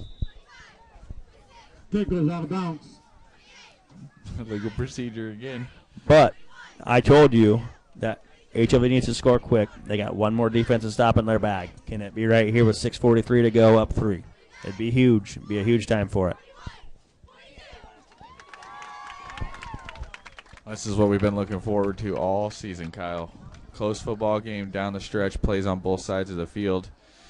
The question here is, what does Swady have as an answer? Yep, Swady, and then what is HLV? You haven't seen a huge play by Devin Weisskopf. You've been saying it all year. He makes big-time plays and big-time moments. Could it be right here? 1st and 10 from the 27 for Calamus Wheatland. Vanderheiden coming in motion. Koch right up the middle. Oh, they doubled him. Right up the middle, and Kale Weisskopf. Nope, sorry, that was McCullough and Weisskopf both brought him down. As good as I think Devin is, he had no chance right there on that double team. Well, I mean, he's only getting blocked by a 6'10", 310-pound kid. He's going to remember that in the morning, I'll tell you that much. But it takes 2 guys to stop him. That means one of his teammates has an opportunity to get in there and make a play. 2nd and 5 for Cal Wheatland on their own 33-yard line here. You're in their traditional I formation again. This is going to be that misdirection again. Hopefully looking for Reed Azel. They are. And every time he's got it in the second half, we make good plays. Mason Westerdale checks back in after that injury, and he makes a huge play on 2nd and 5. Earlier I commented and said he overcommitted on the contain. Not that time. He waited out there, grabbed him with one hand, and threw him down in the backfield. What a play by Westerdale. Number 3 for Calamus Wheatland. Spriggs checking back in. Every time they've thrown at him, it's been the out and up or the wheel route, whatever you want to call it, and he came down with some big plays. So hopefully HLV is ready for this pass play. I don't like to see Molnick's not on him here. 3rd and 6 here for Cal Wheatland. Comes that motion. He's running towards Molnick's. Looking at Swady to keep. Good contain. Westerdale making another play all the way across the field. It looks like it's going to be 4th and 1, and then we'll see where they spot it. It's going to be pretty close to a first down. Another HLV player getting up slow. He's okay. They're giving him a first down. He got hitting the unmentionables. Cal Wheaton a first down. I know that walk anywhere. Be 1st and 10 from Cal Wheatland's 38-yard line. 5 minutes to go in the game here. HLV up 3. This is a huge drive for HLV defense. I didn't think he had that first down. Well, you said one team hasn't been all with it this whole game, so we'll see what happens here. Swady looking to pass. It's that 4 verticals play again. He's taking a shot. K.O. Weisskopf with a... Oh, my goodness. I thought he was going to pull that in one-handed. He was just trying to bat it down, and it was almost a stick him again, and he almost got it. I think Kale might have got away with one right there. It was 2 hands put fully extended to get separation there. That might be in that receipt for that first down. So yeah, we'll take it. 2nd and 10 for Cal Wheatland from their own 38 with 4:47 to go. Remember, Cal Wheatland did spend a timeout at the beginning of the 4th quarter. So they only have 2 left. HLV has all 3. Swady under center with Koch behind him. Vanderheiden coming in motion. Swady to keep. Nowhere. Stevens and Westdale. Westdale had the contained on the left side, and Stevens cleaned it up from the right side. Westdale is playing his heart out. He is getting beat up. He's tired, and he's playing his heart out. It's 3rd and 8 for Cal Wheatland at their HLV's 39-yard line. These boys are playing their hearts out tonight, Kyle. It's really awesome to see. They had a couple tough losses, 3 tough losses so far, and they are just showing up now. This whole second half, the whole second quarter on, they've showed up. Back to the I formation for Swady, Koch, and Rysdale. Looking for a hard count. Gonna get it. No. HOV says you're not going anywhere this time. Westerdale are all over. Westdale and Stevens, Bays, and everybody's there. 4th and 7. This is what I told you. This is our one stop. Gotta get a stop. Gotta watch the ball. No hard count can get you here. Hard count won't give them a first down, though, so that's good. But it'll make it 4th and manageable. 4th and 2 is a lot better than 4th and 6. I'm thinking you're going to see the motion, the fake, and they're going to look for those 2 streaks down the far side of the field again. What about Koch underneath and possibly running after catch? Nope, they're going Swady. Swady in a shotgun. Nope, sorry, he's under center. Got Koch behind him. 4th and 6 here. It's a halfback pass. Oh, that's going to be a pass interference. They got to throw a pass interference. They went for a halfback throwback to the quarterback. Wow. What movie was that? Was that that was The Waterboy where they threw it back to the quarterback? I'm in, friend. They threw it back to the quarterback. The halfback got it on a toss to the right. Swady rolls out to the left. And unbelievable play call on 4th down. Roeder, the only thing he could. If he didn't knock him down, get a pass interference, it would have been a touchdown. So it'll be automatic first down for the Calamus Wheatland Warriors. Sheesh, what a play call. But HLV still in this game with a 3-point lead with 3:18 to go. It'll be 1st and 10 for Cal Wheatland at HLV's 23-yard line. Field goal range, yes, but I feel like they're going for the end zone. See if Jay Stevens and Mason Westerdale can make another play here. 23-yard line. Nobody in the backfield again for Swady. Koch out to the left. I'm sure he's going to come in motion. They're going to look for a little pass to him. Going Rysdale back to the right. Boom. Boom! Laura making up for that defensive pass interference. Drilled him. Oh. There's pushing both ways. There's 2 different flags on the field. Can't shoot yourself in the foot. Zach Schrapp just said it the play before. You have a chance to win a ball game, and you just make a really, really good play, and then you do a push extracurricular after the play. What are you thinking there? 16, 17, and 18-year-old boys with emotions running high. I know, possibly getting their first win. I get it.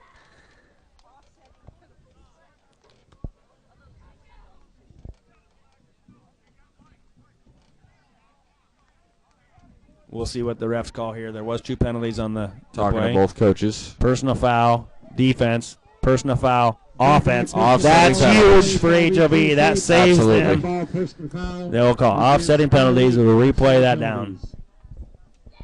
Best decision the Stripes have made tonight is to not let a emotional game. Is it? I think it's still first down, ain't it? That play shouldn't have counted, I don't think. Be decided by a poor decision. They're going 2nd and 10. Swady to Koch up the middle. HLV's all over it. 50. Jay Stevens again. He slows him down, and then the HLV, Westerdale, and the rest of them clean him up. Westerdale down with a cramp, it looks like. He's getting back up. Shaking his hand, too. These boys are taking a beating out. 3rd and 10 from the 23-yard line for Calamus Wheatland. No gain on the play brings up 3rd and 10 for Cal Wheaton. That offsetting penalty must have been after the play call. Must have been a dead ball. So that's why they didn't go back to first down. Swady under center. Pitch out to Koch to the right. First time you've seen him go out to the right on a toss. He's breaking tackles. He's still loose. He's in for a touchdown. Had him. Best case scenario, though. Had him multiple times, though, and we couldn't bring him down. The first time they got Koch on the edge, and he made a play.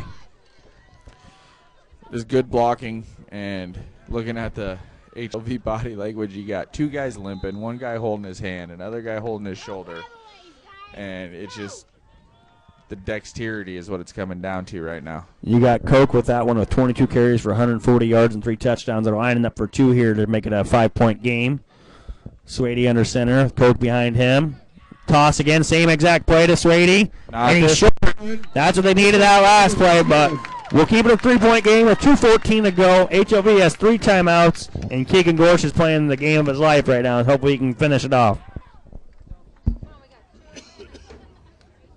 Keegan's got a chance to be remembered for a long time with this drive right here. For sure. He's had a heck of a game already with 4 touchdown passes, 13 for 17 for 220 yards. Can he put the final touches on it tonight? While we got a second here, I'd like to remind you that this broadcast is brought to you free by WH Construction. For all your concrete needs, WH Construction proudly supports all HLV athletics. And also brought to you by Rohr Brothers Fertilizer.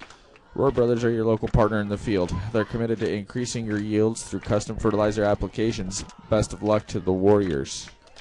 Zach, no matter the outcome here, this is the best we've seen HLV Warriors play. And they weren't very good in the first quarter, but they played 3 really, really, really good quarters. As unfamiliar as I am with HLV football, tonight I was a witness to why Kevin Smith has been the coach for as long as he has been.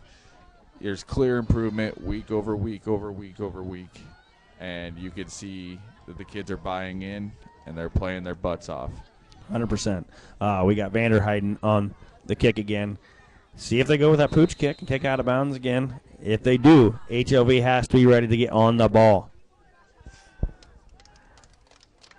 And they are going with a little, they're going deep. He's going to kick it in the end zone. That's not bad for HLV. They'll be 1st and 10 from HLV's, or their own 15-yard line with 2:14 to go. 3 timeouts. 3 timeouts for HLV. 1st and 10 for HLV-TC on their own 15-yard line. Don't have to go to a complete passing here. Keep them honest. I think you throw on 1st down, though. You maybe throw on 1st down, or keep them spread out at least no matter what. Next week, Thursday, September 19th, you keep it spread out, keep them honest on the pass play, and you can have Weisskopf or Bazin for big plays at the middle. Diamond Trail Golf Course at 4:30. Junior high cross country meet at Diamond Trail. Bazin out wide to the left by himself. You got Kale Weisskopf in the backfield with Keegan Gorsh. You got the 6'10", 310-pound guy for Cal Wheatland in the backfield, or on the line of scrimmage. Kale Weisskopf with a run, looking for yards. There's 10. He's going to get out of bounds. After about a 13-yard carry. And he found his target right there and ran right at Swady and put him down on the sideline. Shoulder to shoulder. That was a 17-yard gain. Sorry, I was a whole 5 yards off. It'd be 1st and 10 from the HLV 33-yard line with 2:06 to play. He got out of bounds, stopped the clock to save all 3 timeouts. The only phrase I could come up with there is Kale chose violence, because he could have easily just ran out of bounds, but instead he ran over Swady there. We'll see what Kevin Smith has dialed up here. He's got Bazin in the backfield with Keegan Gorsh. This is that play. This is the play action pass. Molnick's coming out deep here on the right again. Nope, going Bazin to the right. Finding running yards. 10 yards. 15. 20 yards. He's down to the 15. Down to the 10. Down to the 7. And he's still fighting. Touchdown. That was a hell of an effort by Hunter Bazin. What a effort. What a play by Hunter Bazin right there. Off the right side of the offensive line. got around the corner, broke a couple tackles, and then would not be denied inside the 10-yard line. What an electrifying run. I told you, Zach, the play before that, or the drive before that, HLV has one more defensive stop in them. They have to get it this drive. They're going, it's 48-45. Oh, they got to convert here. They got to convert here and not let that kid be able to kick a 40-yard field goal. Keegan Gorsh in the backfield with K.O. Weiskopf behind him. Toss to Weiskopf. Looking for, he's in there. Made number 4 miss, and he's in for a 2-point conversion to make it 50-45. Such a quick first step when he makes his cuts. The acceleration after he comes to a complete stop. I totally agree. Huge by the HLV Warriors, 50-45. That 7th Warrior touchdown drive of the day is brought to you by Prime Time Seed, your local Pioneer seed dealer. Talk with Jared Hirschberg for your Pioneer seed needs. After that run for Hunter Basin, he has 4 catches a night for 89 yards, and he also has 8 carries for 68 yards and 1 touchdown. Had a huge kick return earlier. Hunter Basin, all these seniors, all these players are putting this team on their back, and they're saying, we're going to get a win tonight. Answering every bell, every bell. Mason Westerdale, Devin Weiskopf. One more bell to ring, though. Yep, Mason Westerdale, Devin Weiskopf, Hunter Basin. They're all making huge plays. Had to rights on the last drive, and they ran that halfback toss pass and drew that pass interference. Levi Molnick's another senior making plays out here. Then you got the young kids stepping up too.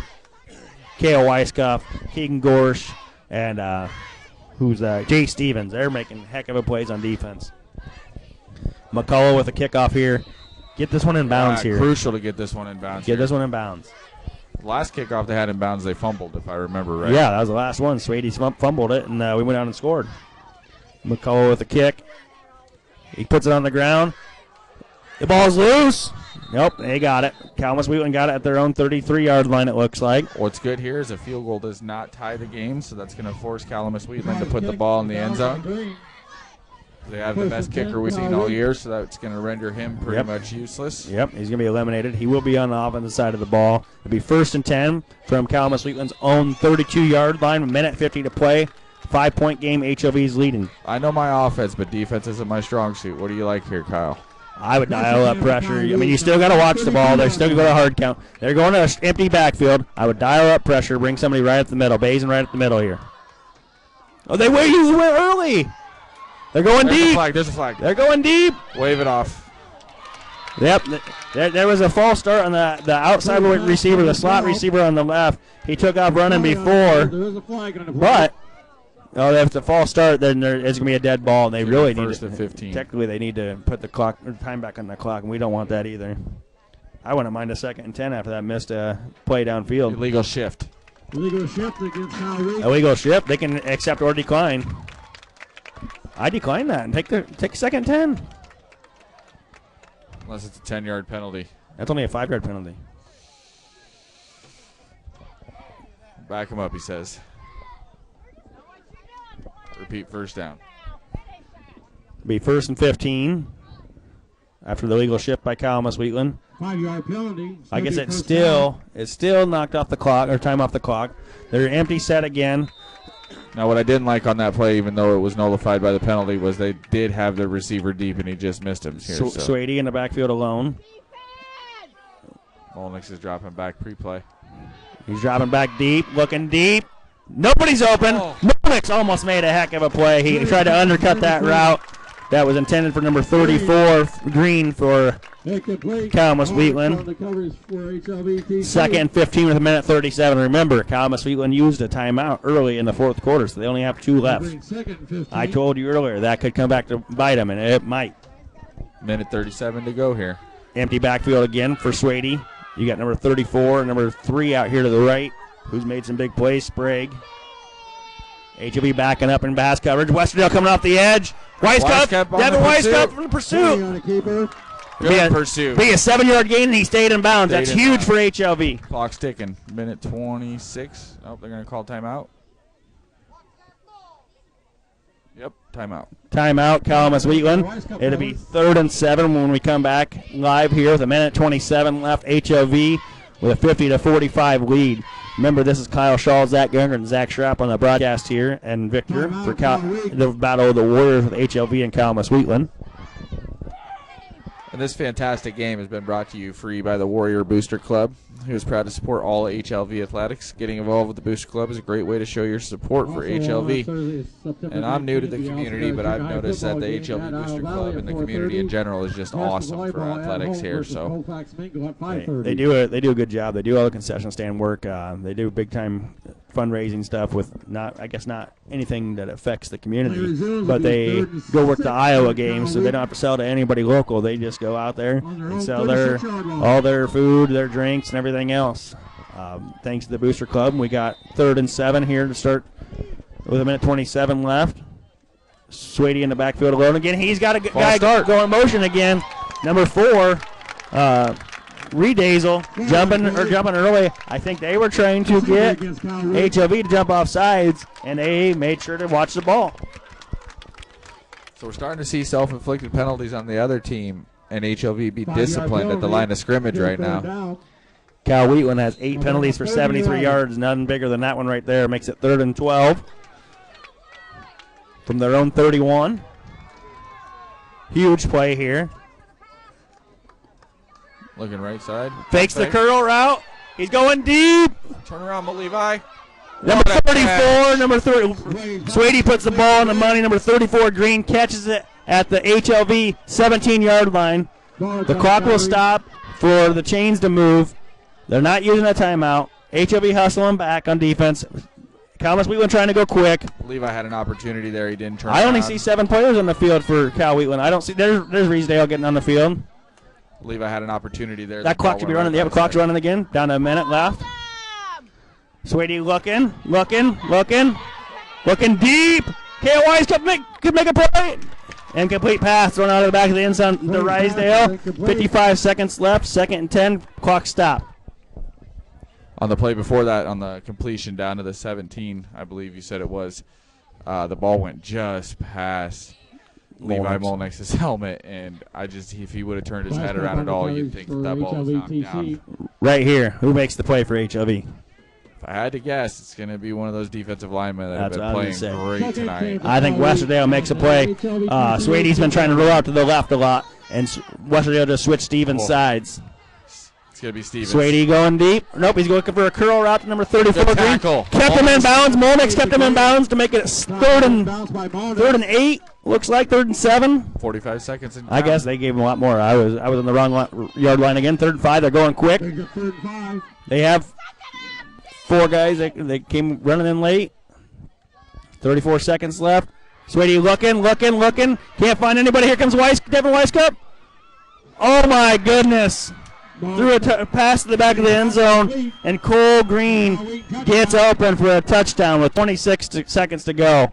He just had all day to throw. Beautiful pass right there. I told you earlier in that drive, what would I do? I'd dial up pressure and bring somebody up the middle. They dropped 6 in the coverage there on that last play, and nobody was able to keep up with 34. That's Cole Green, you said? Cole Green, he's tall. Huge catches on that drive. He made the big one downfield, too, from the 131-yard line to the other 17-yard line. 2-point conversion here for Cal Wheatland to possibly go up by 3 with 26 seconds left. HLV does have all 3 timeouts left in the bag. Nothing on the 2-point conversion. Swady kept it, and they said, no, don't do anything stupid, Bazin. He got in his face after that. I thought he was going to get a penalty. It's a 1-point game. So you know they're not going to kick it to him here. Do they attack the ball and try to catch him off guards on this little pooch kick that they've been doing? I think they're just going to kick it right out of the end zone and try to make him go, what do you call it, 75 yards? Or I guess it'd be 65 yards because they go to the 15-yard line. 26 seconds is still plenty of time. I don't know, and I don't know if HLV does have a field goal kicker. I know Devin Weiskup was their place kicker, so who knows what will happen. I have a fan looking at me so like sad. I'm crazy. It's not over yet, ma'am. This is one of the great ones to one of the players, and she's looking at me like, I don't think we have a field goal kicker.